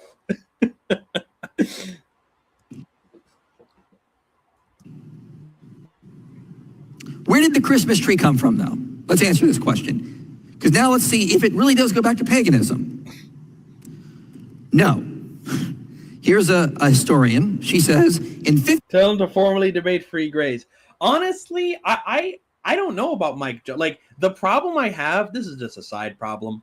The problem I have with a lot of these apologists, with a lot of these anti-Muslim apologists, with a lot of these just general Christian, you never know fully what their doctrine. But like some of them lean lordship. Like William Lane Craig said, it's not enough to believe in the gospel, like, explicitly. He said you also must submit to Jesus. So he that's pretty bad. And but people like God Logic believes you can lose your salvation. People like but people like Mike Jones, he believes in eternal security. Seems like it. He believes in faith alone. He's a Protestant. So, I would argue, I don't actually know what the beliefs of these people are. I wish I did. I wish I knew the beliefs better of these apologists, because they never go into it. Like, I want to just have a sit down and be like, hey, inspiring philosophy. What are your beliefs on salvation? What exactly is your belief? Are you free grace? Have you heard of it? Because I want to be able to, with the people I'm watching, I want to know, hey, do they preach the right gospel? testifies old Earth and progress. Yeah, that's my problem. You know, their gotcha methods are not proper hermeneutics. Right? Exactly. 1861, an ordinance posted in Alsace declared that each burgh was allowed only one Christmas tree, and that his tree could be no more than 8 shoes in height. This is the first mention of Christmas trees in the historical record that we have. 1561. Do you think Canaanite paganism was running around Alsace, France at this point? Probably not. Hey, you never know, man. Hey, if the Jews weren't lost, how do we know the pagans weren't lost? How do we know the Canaanites weren't lost? Think about that. We're not really sure where the Christmas tree came from, but from what I can gather, the most likely explanation that Tanya Gulovich talks about is it actually is entirely Christian in origin. You see, in the Middle Ages, they like to do a lot of plays. They didn't have YouTube or TikTok, so they did plays. And December 24th was the feast day of Adam and Eve.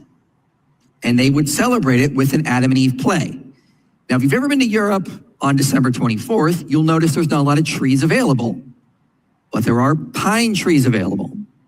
So they would gather a pine tree, decorate it with apples, and apples, by the way, are the earliest form of ornaments.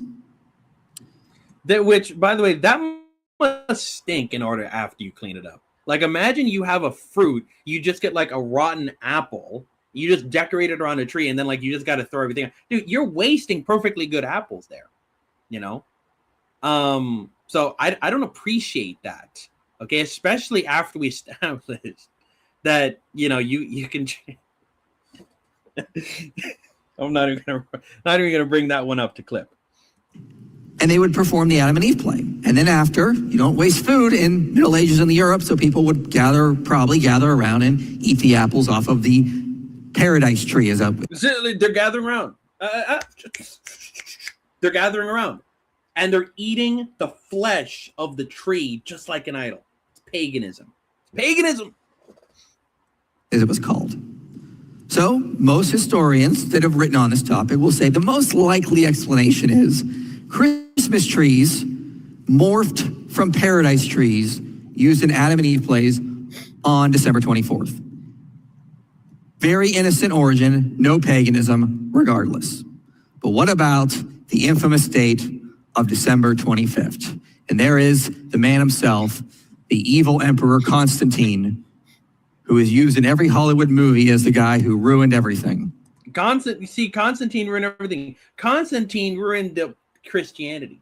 Constantine introduced Roman Catholicism. Think about that for a second. Okay? It's kind of cooked. As you know, the myth is, well, December 25th was a pagan holiday, and the Christians decided to hijack it under Constantine, and they Christianized it. They said, well, this was, originally a celebration of the sun god, but now we're going to use it to honor Jesus Christ, the Son of God. Wait, hold on. That sounds kind of dumb, though, because the word son and the word son in English are homophones. They have similar sounding pronunciation, but like in Greek or Latin, that wouldn't be like obvious. Like there's a different word for son, huios, and a different word for son. So I don't really, that sounds dumb. They're debating this topic right now. Wait, do I? Do you what, Matthew? Do you what?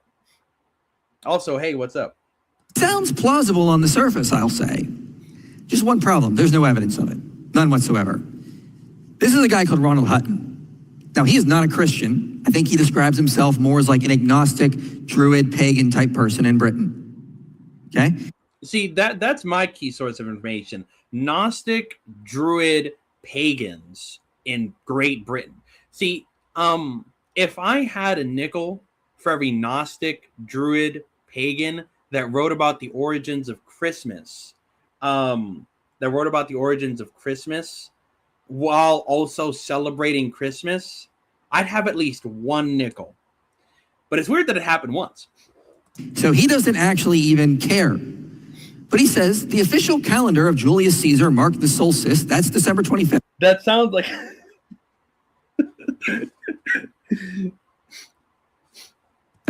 According to the Julian calendar. The traditional pagan Roman calendar had left this period as a quiet and mysterious one, and flanked it instead with a festival of preparation and one of completion. Former was the Feast of Saturn, the Saturnalia, in the days after December 17th. In the latter, the New Year feast from the 1st to the 3rd of January. Dude, what? We never celebrate, like, we always celebrate January 1st, but like, why do we never have entire feasts for a week? Think about that. Like, I kind of miss that though. Like we used to have weddings feasts that lasted a week. Like, they went all out, you know. They used to have like entire feasts that lasted 3 days. We have one for like an evening from like 6 p.m. to maybe 12 at best. Okay. I want to bring that back. Right. Do you think the holiday spirit points to Christ, or am I doing too much thinking this way? Well, the holiday spirit is like your joyful spirit means attitude, right? So it's like your joyful attitude about Christmas, about this time of year where there's giving, receiving, grace associated with it. So I think that it points to Christ in one way.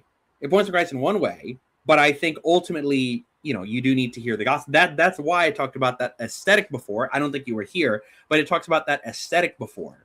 So yeah, with like, you have a guy who gets saved while hearing a sermon on Christmas night. So he says, if you look at the early Roman calendars prior to Constantine, they don't mention any holiday on December 25th. None. There was no big winter solstice celebration, as we've been told.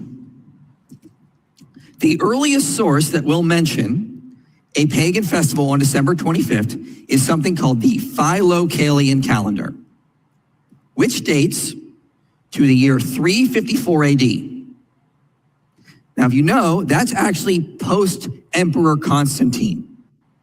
And what a lot of historians will note is that maybe because the Christians were celebrating Christmas as far back as mid-200s on December 25th, that maybe when Constantine took power, the pagans needed their own celebration on December 25th. So they put a sun celebration on that day after Constantine. Yeah, I think this makes probably the most sense of the historical data. Wes Huff mentioned it as well. They probably, you know, did work, a lot more work on this stuff. But it doesn't make sense to me that you have, like, Christians are commanded in the Bible to not be like the world, to not care, right? To work quietly with your hands and not start a ruckus. They're not out here trying to start revolutions and stuff, you know? And so I don't think that the Christians here are stealing from another holiday. Look, they don't care what the pagans practice. They really don't care. I don't think the Christians at this time are practicing in 4th century AD what pagans are practicing, okay? To me, it doesn't really, it doesn't make sense why they would do that. So it just makes the most sense that probably what happened is that they just simply, the pagans got it from the Christians. I mean, that makes more sense. Because it doesn't show up in any earlier calendars that the Romans had. So there's no reason to think that they had that date and Christians stole it. Well, what about if we go further north? We all know about the story of Yule. Yes, Yule. Christians took this Norse holiday of Yule and they turned it into Christmas. Well, this guy is an Icelandic chronicler, historian, lived about 1,000 years ago or so. He says King Haakon, who is of Norway, when he was confirmed as a Christian when he arrived, he had established in the laws that Yule celebration was to take place the same time as it was the custom of the Christians. Guess what that means? Yule could not have been on December 25th prior to King Haakon the Good.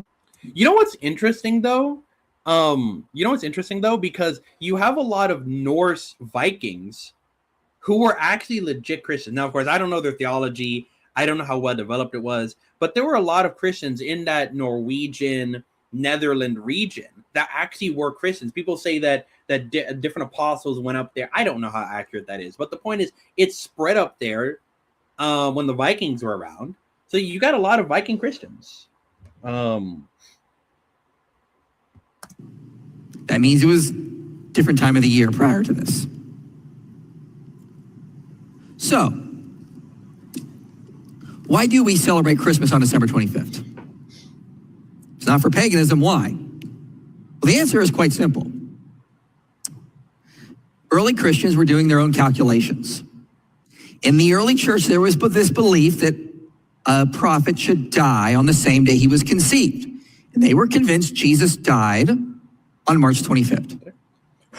Count forward 9 months. You get December 25th. Yeah, this is most likely the origins of the day. Again, I don't know how common it is. I don't know how legit it is. It's never referenced. Dude, if that was referenced in the Old Testament, that'd be kind of baller. But I don't think it can work. Again, I like this dating of Christmas, but honestly, it could be at any time. It's probably in the spring that he was born, which is perfectly fine. You know, I want my year to end with Christ. Pretty simple. Now, even if there was a pagan holiday on December 25th, that would not mean that Christians put Jesus' birthday on that date because of paganism. They were doing their own calculations. And it's kind of ironic because pagans had a lot of gods, a lot of festivals, celebrate those gods. Christians just happened to pick a date there wasn't one on. Well, let's talk about Santa Claus now. Everyone knows Santa is a revamped old pagan deity like Odin.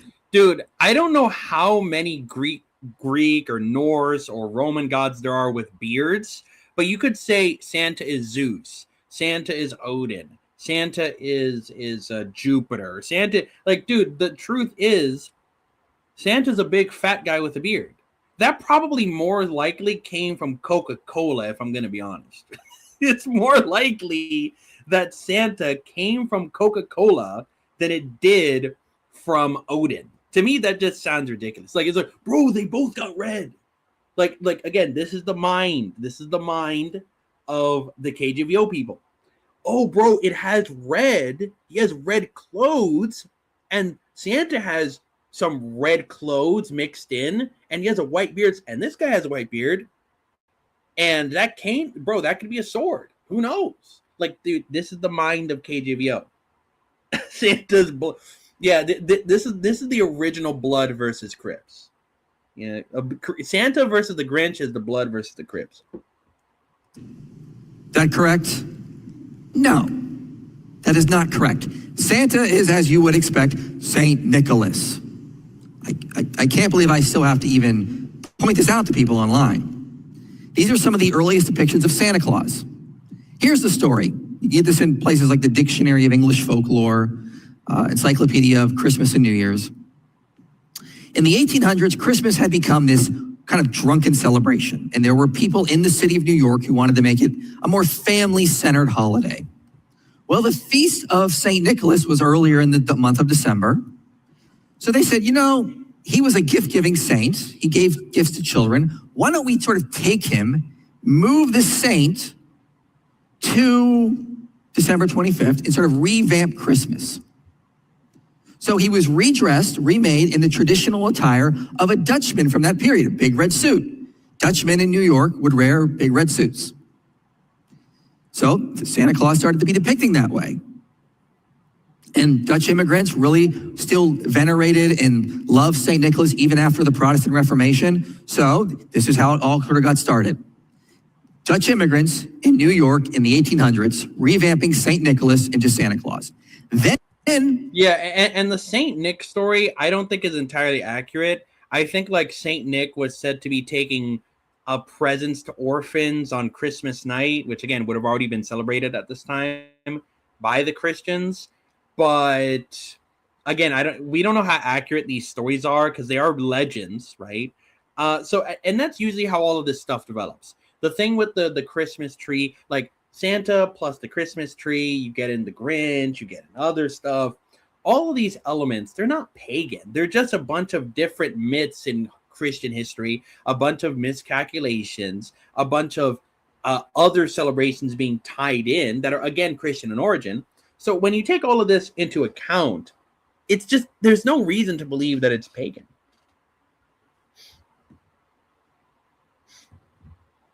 He was exported around the world. He became a phenomenon. In 1927, a Finnish radio broadcaster named Marcus Radio decided, I'm going to take this Santa Claus, I'm going to rebrand him as Joulupukki, which is a pagan deity. So, Santa Claus is entirely Christian in origin, and as he got exported around the world, he then started blending with pagan stuff in places like Finland and Norway. But he originally, no, St. Nicholas. It does not go back to paganism. Paganism was added in less than 100 years ago at this point. Let's do a hard one now. We'll do a hard one. You think I can take it? Yule logs. Yule is in the name. Checkmate, Christians. Boom. Dude, again, that's that KJVO level exegesis. It says Yule log, and Yule is in the name, and Yule is a Norse holiday around Christmas time. So therefore, Christmas is pagan. Dude, people will find any excuse to say Christmas is pagan. People will say, oh, bro, Jesus Christ, actually, when he was like between 12 and 33, he actually went to India to study like Indian gods and Buddhism and New Age practices. And then when he came back, he was in, okay, that's more like Gnosticism. But the truth is, people will make anything, say anything to make Christmas pagan. Dude, it's really, I think it might be a demonic, it might be spiritual blindness. It might be a demonic attack, you know? How does that not go back to paganism? All right? Challenge accepted. Let's quote some scholars. The word Yule in various spellings means a loosely defined midwinter period, not a single day, in the early languages of most Germanic and Scandinavian countries. There was a man at one time named Sir Henry Yule. Yule does not necessarily mean the pagan. Yo, I just dropped a Yule log. My enemies are blinded by the Yule fog. I'm out here walking my Yule dog, okay? And then I'm going to go meet Snoop Dogg, okay? The holiday of Yule. You know, we're going to play basketball. We're going to jump like a frog. Okay, enough of that. Enough of that. It just basically means midwinter period. Now, Yule logs actually are an English custom. The first mention we have of any sort of special log being burned around Christmas, it comes from 1648 in Robert Herrick's poetry. I did take the view that Christmas is pagan. Hey, not I, but Christ. If you've been watching the stream, you're watching what Wes Huff said, you're watching what Mike Jones is saying, it's pretty clear that Christmas is not necessarily pagan, you know? Tree collection. And if you'll notice, it says Christmas log. Odd. Well, where's the first mention of Yule log? Oh, just, about 40 years later, by John Aubrey. Calls it a Yule log. Yule log.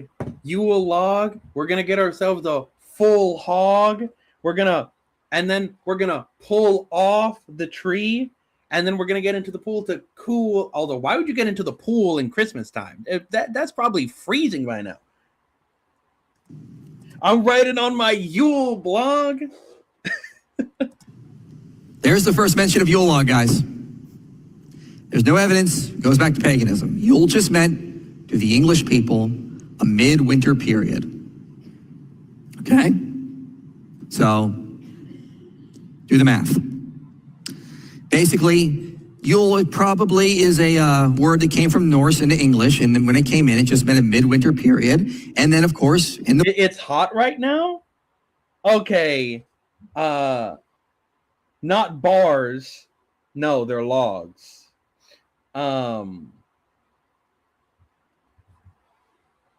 Okay. But yeah, I would say the thing is, I think we've seen clearly from this text that, it's not pagan in origin. It's not pagan in origin. It's like July and Christmas instead. Yeah, honestly. What do you think of the idea of Jesus being born in September? Look, honestly, I don't know when Jesus was born.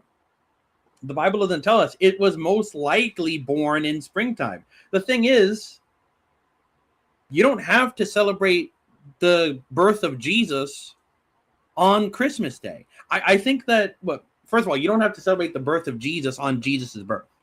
I think that that's the first point we need to draw. There's no rule that says, thus saith the Lord, you must celebrate the birth of a prophet or the birth of my son on his actual birthday.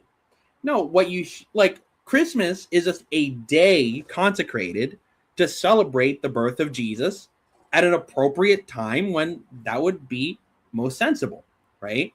Which is at the end of the year when everyone is, when it's cold and everyone needs to bundle up and stuff like that. It's mostly for pragmatic reasons, I think. Mostly, I think at this point. So whether he was born in September, born in March, born in April, whatever he was born in, I think Christmas time now, December 25th, is a perfectly fine time to celebrate his birthday. Winter, they like to burn logs to keep warm, so people just started calling it the Yule log because in the midwinter time you burn logs. So, no, Yule logs do not go back to paganism. Mistletoe does not go back to paganism. Stockings do not go back to paganism. Nativity scenes don't go back to paganism, but I've had to debunk that one too. Nothing I can find, no major holiday tradition goes back to paganism. You're safe. For now you're safe, but who knows? There could be some other future practice where paganism comes in, and then eventually everyone's celebrating it, and then we're all back to the dilemma, the Christian dilemma yet again, which is Christmas. Okay? You celebrate Christmas, you're damned. You don't celebrate Christmas, you're also damned. So here's what I want to tell you. If any one of your relatives comes up to you with that smirk on their face, or a friend you says, Christmas is really a pagan holiday, you don't have to throw all this data at them. Just do this. What ancient sources show Christmas is pagan? They won't have any. You know how I know? Because I've asked that question year after year and I never get any. 9 times out of 10, they just leave or they say, Google it. Google it. Dude, that's such an epic response in a debate. You should do that, Layman. Just like in the middle of a debate when Toronto asks you, what verse shows you must believe Jesus is God? Just say, just Google it. Simple as that. Just Google it. Like, you don't, just no explanation. Just, Google it. What, you're asking me to show you the verse? Look, go to ChatGPT. It's probably better than me. That's bars. Okay? I'll be damned for Christmas. Okay, well, I did, and you're wrong, so there. Every now and then, they'll give me a source. They'll be like, well, it's mentioned in St. Bede. Where in St. Bede? Give me the passage. I'd like to read it. I want to look it up myself. Please give me the passage. They won't have it because there's no evidence it's pagan. It just isn't. No early Christians said, we're going to take this pagan holiday and rework it for Jesus. No early Christian said, stop celebrating on December 25th. That's really a pagan holiday. No. We don't start seeing that until later in the Middle Ages when they're trying to figure out where this date came from. And they started to posit that it may have been a pagan holiday. But they were wrong. And that's what a lot of historians today will note. Yeah, it's sort of like a curve, right? It's sort of like a curve. It's like the really... Like the really dumb people, they'll say that, like, it's like a bell curve. It's like the people on the lower end of the spectrum, they'll say, oh, Christmas is pagan, guys. Jeremiah 10, it's something like that. Like they'll say it's like pagan, or it'll be like the atheists. It's like Christmas is pagan, and then you get like to the mid tier, and then it'll be like, okay, Christmas now isn't pagan, but it had pagan origins. It's like the middle balanced approach, right? And then the end of the bell curve, like the really smart 140 IQ Bible engineer people, they'll say, no, Christmas isn't pagan at all. The pagans stole their holidays from Christmas. Okay? I'm just saying, there's a bell curve. I see it. It's pretty consistent. Now, I'm going to let you know a little secret, though. I actually wish Christmas was a pagan holiday. I wish it was originally a pagan holiday. I wish it was invented by the Jews. Then I don't even have to celebrate it. Dude, because it's like Halloween. I literally don't celebrate Halloween. Not because I think it's pagan. It might be pagan, but because I just don't like Halloween. I don't care about the holiday. Genuinely, the only thing that's good about it is you get to have candy for less money or something. You get to have bundles.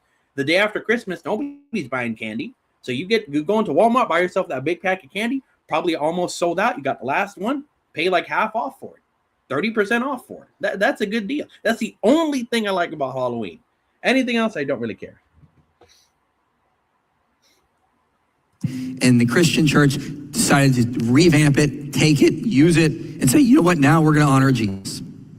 Why? Well, I can explain it to you in the form of a meme. But pagans use evergreen fir trees. Yes, I celebrate one of the holiest days of the year by decorating my home with trophies of my vanquished foes. Now, here's the important thing I want you to take away from this. Who's reigning? It's not the pine tree god. Okay? Again, the post-mill argumentation is insane. The post-mill argumentation is crazy. Okay? Stop saying that Jesus is reigning now. In one sense, he's reigning. He's reigning as God before he did in the beginning of time. But he's not reigning on the Davidic throne like 1 Corinthians 15 is about. You got get that in your post-mill mind. Okay? Repent. Jesus is reigning. And he has sort of taken everything and he's putting it under his feet. And I'll give you an example. So I'm not sure if I'm allowed to show this image in a Protestant church, but here's the Vatican. Sorry. But I want you to... No, Vatican. Get away. I can't. My eyes. Focus on that right there. That's an obelisk from Egypt. Emperor Caligula, around 37 AD, took that from Egypt and placed it in Rome. Pagan emperor moved it from Egypt to Rome. Yeah, you're right, Ian. That's the exact same passage I quoted to justify that. Look, even if it was pagan, it doesn't matter. Even if it was. Look, I'm going to take the 3090 PC under the Christmas tree, even if you don't want to take it because of your religious beliefs. I'll take it. You can give it to me. I'll take it under the Christmas tree. Okay? That's been there. What are the Christians does not approve of Vatican imagery. Oh, man. Oh. going to do? Woof. Woof. We got it. We got out of the Vatican, boys. Okay? All roads lead back to Rome. Well, we're not... But, the good thing about all roads leading to Rome is that all roads also lead out of Rome. So, I think about that for a second. We're not going to destroy an ancient monument that has been there since ancient Egypt. So in the 1500s, Pope Sixtus removed the pagan dedications, placed that cross on top, and rededicated it as a symbol of a finger pointing up to Christ. Now, I'm not saying we need to go do that to anything that's pagan out there, but I think this is the mentality we need to have. You meant that for evil? Fine, we'll take it and use it for good. You decide. Maybe the real Rome is the friends we made along the way. Oh, beautiful. Beautiful, guys. Oh, man. I think you're going to use something to honor your pagan god. Well, guess what? Now it's ours. We took that. Your Christmas tree, we took that. Your Yule log, we took that. Okay. Your songs, we took that. Okay. Your apples, we took those. Apples weren't even invented. We took that too. Okay. We took your presents. We took your sacrifices. We took your girl. We took your car. We took your fit. We took your life. Okay. We took your ops. Okay. We took your homeboy. We took everything from you. Okay. Because what the ops meant for evil, the homeboys meant for good. What the Bloods meant for evil, the Crips meant for good. You're late. Quad, you can't you can't just say that stuff, okay? Because now you have that image of Pulp Fiction in my mind, and there are some things you can't take back. Because there's only one God reigning, and that's Christ. Paul says in Ephesians, when he ascended on high, he led a host of captives, and he gave gifts to men. Yo, guys. I don't know how to whistle, by the way, so I don't know how to do that Leo DiCaprio meme. But bro, he gave gifts to men. This is talking about Christmas. Dude. Okay. What captives? Well, as I said, Christ is reigning. He's putting all things under his feet. Well, who? Well, everything that may have been used to pagan. I'm going to show you one of my favorite pieces of artwork out there from about a century ago. This is called The Triumph of Christianity Over Paganism. I love this image. I could stare at this for hours. It's just amazing. Dude. Hold on. Wait, hold on. Legit?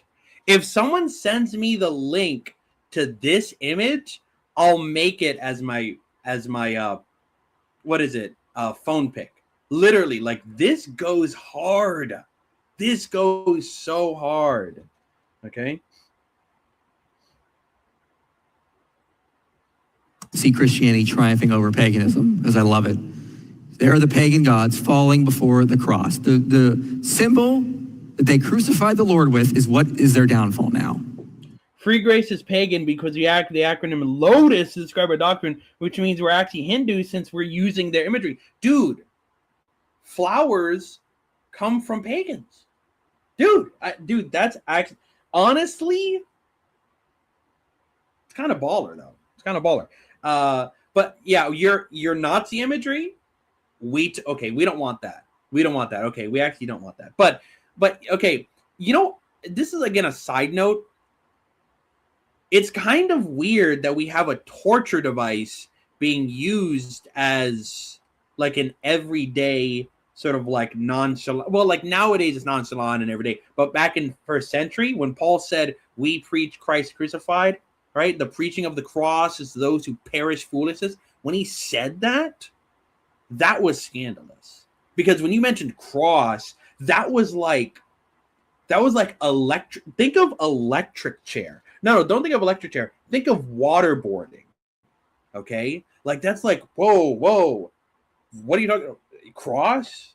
Whoa, you can't just say cross, bro. You can't just, but like, we use an actual torture device and we wear torture devices on our necks. Like, think about it. Imagine if it was like a chair, an electric chair that we wore around our necks. That would be kind of insane.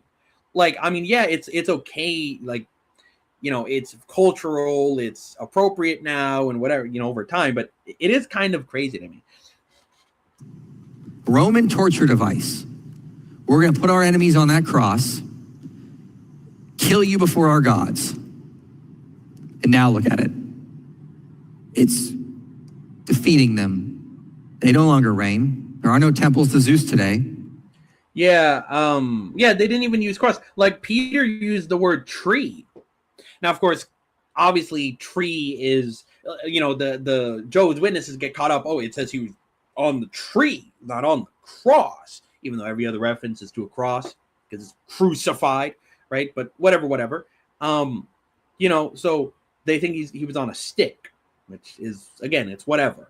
But honestly, it's, to me, it's like again, we use cross every day. But back then they'd say tree, they'd say, even when Jesus said, hey, if you're not willing to take up your cross, right? If you're willing to come to me, you must be willing to take up your cross, right? And follow me. You must be prepared to die, is what he's saying.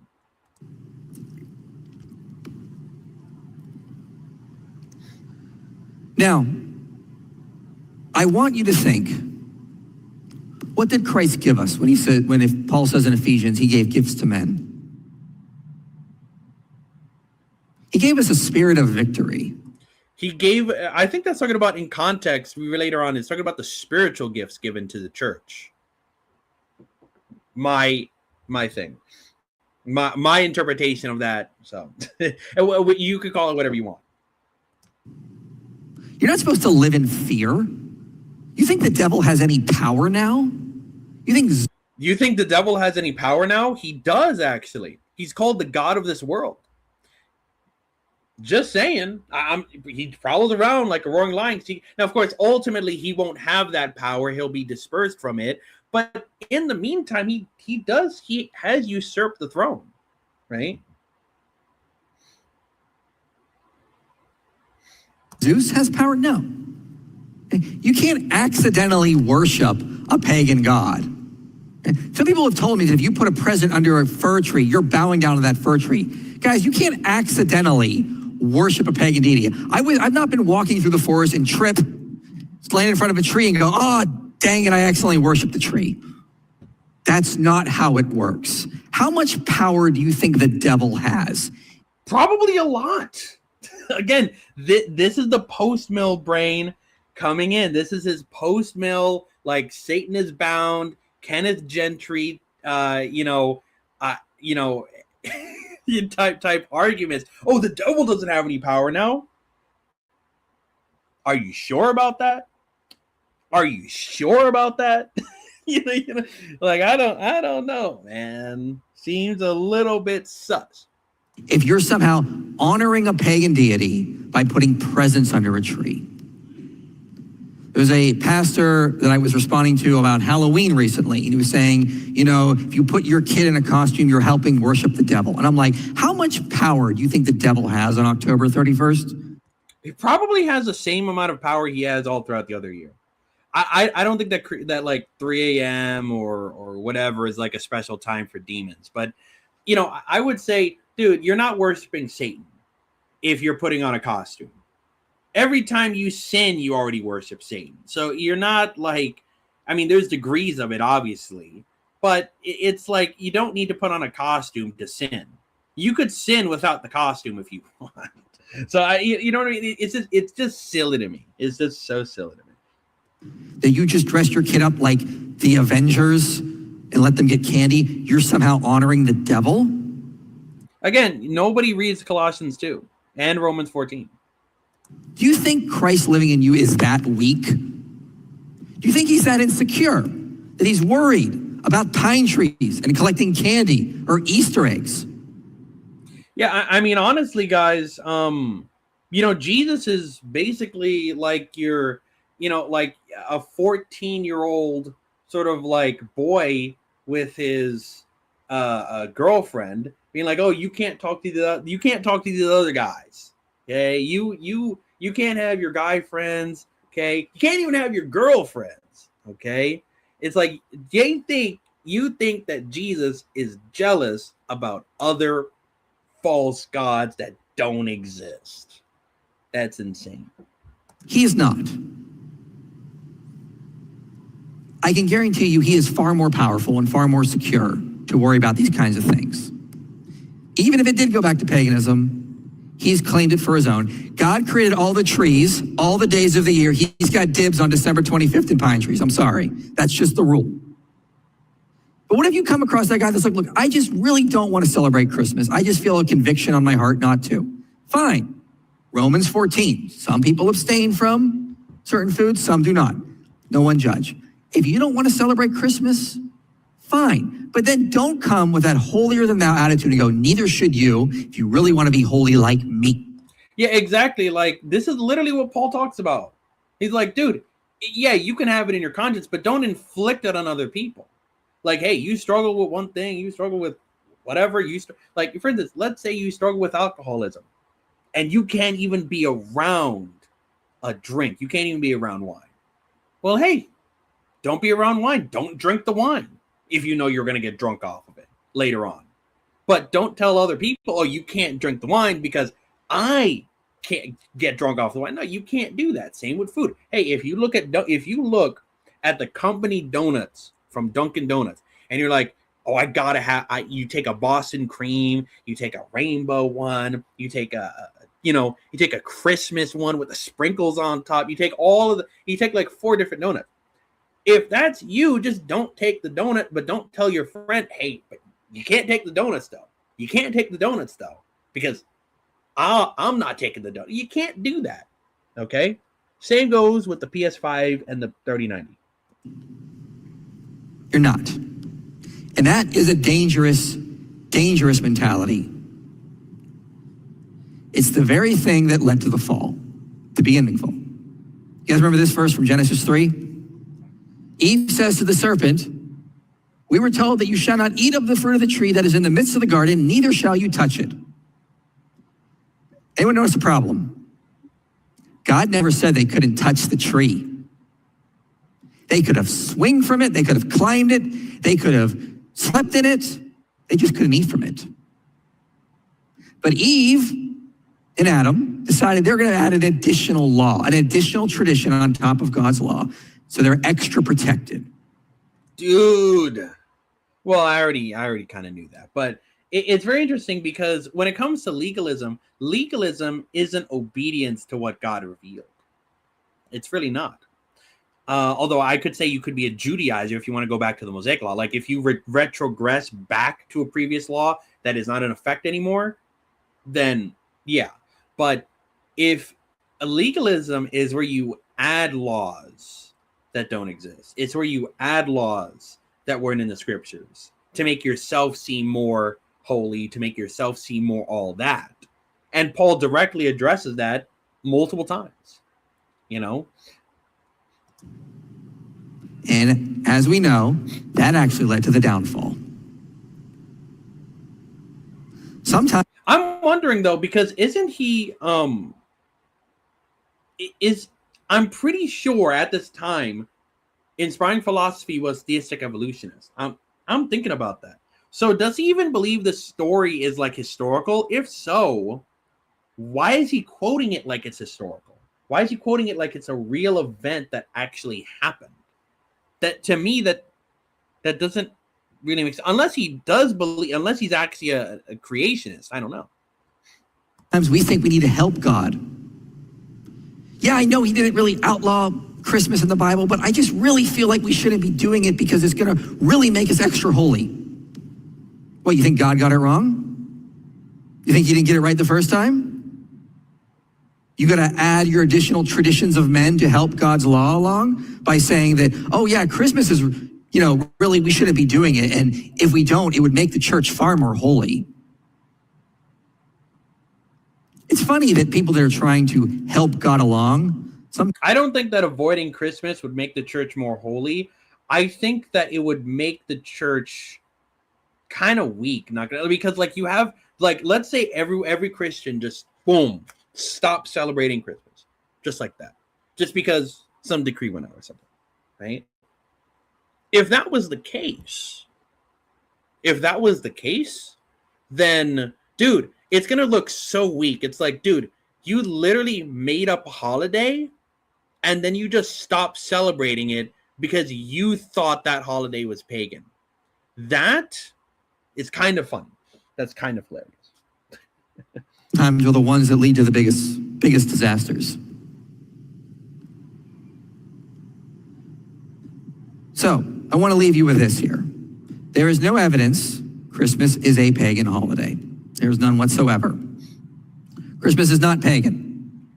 And even if it was, and I kind of wish, I still do, it doesn't matter. Christ has reclaimed it. We serve a secure and powerful God who is not so weak that his followers will accidentally be honoring pagan deities or the devil by putting presents under a tree. Let me repeat, how weak do you think Christ is living in you? He's not. He can handle a few pine trees. So celebrate Christmas, but remember Christ is what Christmas is really about. Don't make presents more. Don't make materialism more. Focus on Christ. But having some additional customs is not inherently evil. God is not going to be offended or mad about that, as long as we don't put those above him, which I think should be obvious. See, these are words of wisdom. These are words of wisdom here. Now,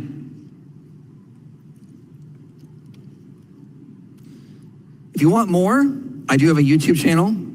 You can see more there. I cover a lot of different topics there. But if you want to, if you get that relative that's really bothering you, and I know sometimes we get that guy, send them this video, Top 10 Christmas Traditions and Their Origin Story. I know that some people in here probably have got that guy that they encounter with Facebook that's like, I'm not going to celebrate Christmas, and neither should you. Send them this video. Yeah, I don't know. Those guys are weird to me. It's like, yeah, you could not celebrate Christmas. You just don't have to tell me about it. Like, we live in such a weird time where people just feel so comfortable to just share their entire life. Not even like just some aspects of it, but like their entire life and their thoughts and their emotions and their emotional state and what they're currently experiencing. Like, we're just in that age where that's like a thing. Dude, I don't care if you celebrate Christmas or not. I don't care that, we're not letting you see all these other families with these houses decorate. We didn't decorate our house this time. We didn't decorate on Christmas. We're different. Like, I don't care who asks. If you go to YouTube and you just type in that title, you'll find it easily and send it to them. And I guarantee they won't watch it, but at least you have something to throw at them. And this will also give you far more data to show you that Christmas is not pagan. So with that, let's close in prayer. Father, we thank you for giving us a spirit of victory. We don't have to fear the devil or his minions or any puny pagan deity out there. Doesn't Peter say you should fear, like you should flee the devil? James 4, you should watch for the devil. He prowls around like a roaring lion. Seems to me like again, I'm not going against the point of what he's saying, but I think his argument is not well made, in my opinion. We know you have triumphed over them with the cross. You have given us victory, gifts to men. We now reign, and we are honored to be able to celebrate your victories. And we do that in one way, through Christmas, when the Word became flesh and dwelt among us. For that, we thank you, we praise you. Amen. All right, that was good. That was great. Well,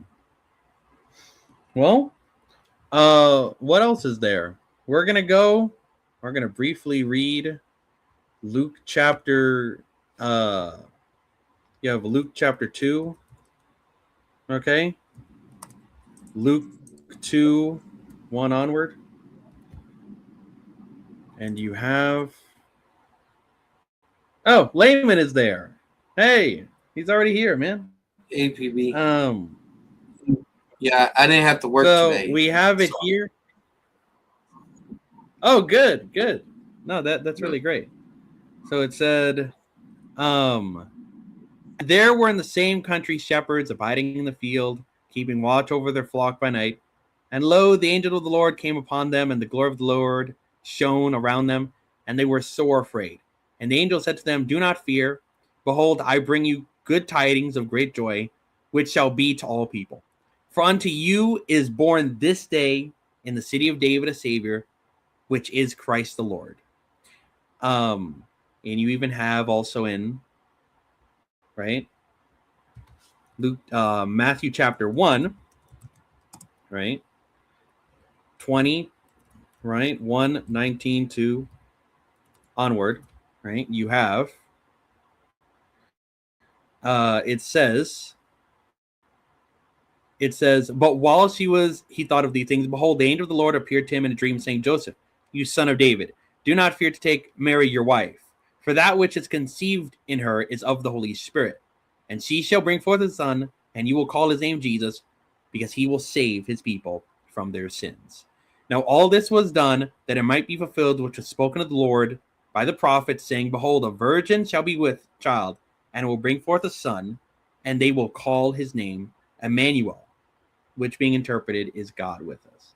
So ultimately, Christmas is not bad. We learned today that Christmas is not demonic. We watched 2 videos about it. And I think it's pretty clear. And so if you don't want to celebrate Christmas, then, hey, you could take from this video whatever you want. It's a good lesson, but I'm just going to go out, not do all of this Christmas shenanigans because it's too commercialized, and that's fine. But if you do want to celebrate Christmas, then it's very simple, right? Just a Merry Christmas, everyone. Glad tidings, whatever you want to call it. It's been a good year, right? Of doing the streams, starting off the year with my presentation, ending the year later with my presentations as well, that hopefully you enjoyed. And this was I wanted to do this video last year, but I ended up doing a different type video for obvious reasons.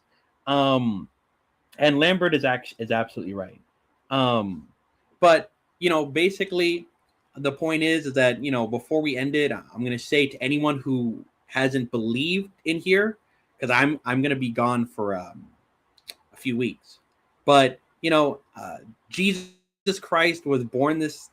He was born not on December 25th, but whatever day he was born, as the Son of God. He is God, right? That's why he's God with us. And he lived as a man. He felt as a man, and then he died as a man for everyone's sins. And that's not the end of the story. He resurrected from the dead 3 days later, and now he's at the right hand of God. And he's going to come back and judge the living and the dead. And if you want everlasting life with him, you just simply have to believe that what he did it for you, and you're saved forever. It's as simple as that. And that is probably the best Christmas gift you can have this season. And so I just wanted to end it there. So, yeah, I think we're basically done, Layman. Okay, So, good. Wait, Merry Christmas out there to those that celebrate it. I personally think that Christmas is connected to Hanukkah. That's my belief. Yeah. So. Okay. But yeah, thank you, PB. Right. I will be gone, obviously, for the Christmas season, even after January. And I will probably come back. You'll see me next time next year. I want to say around 2. I'm not going to be do one this week, next week, and then the week after that. So 3 weeks, really. 3 weeks. You'll see me again, and it's gonna be great. So yeah, everyone, happy holidays, and just whatever you do it with your family, right? And bless. God bless, guys.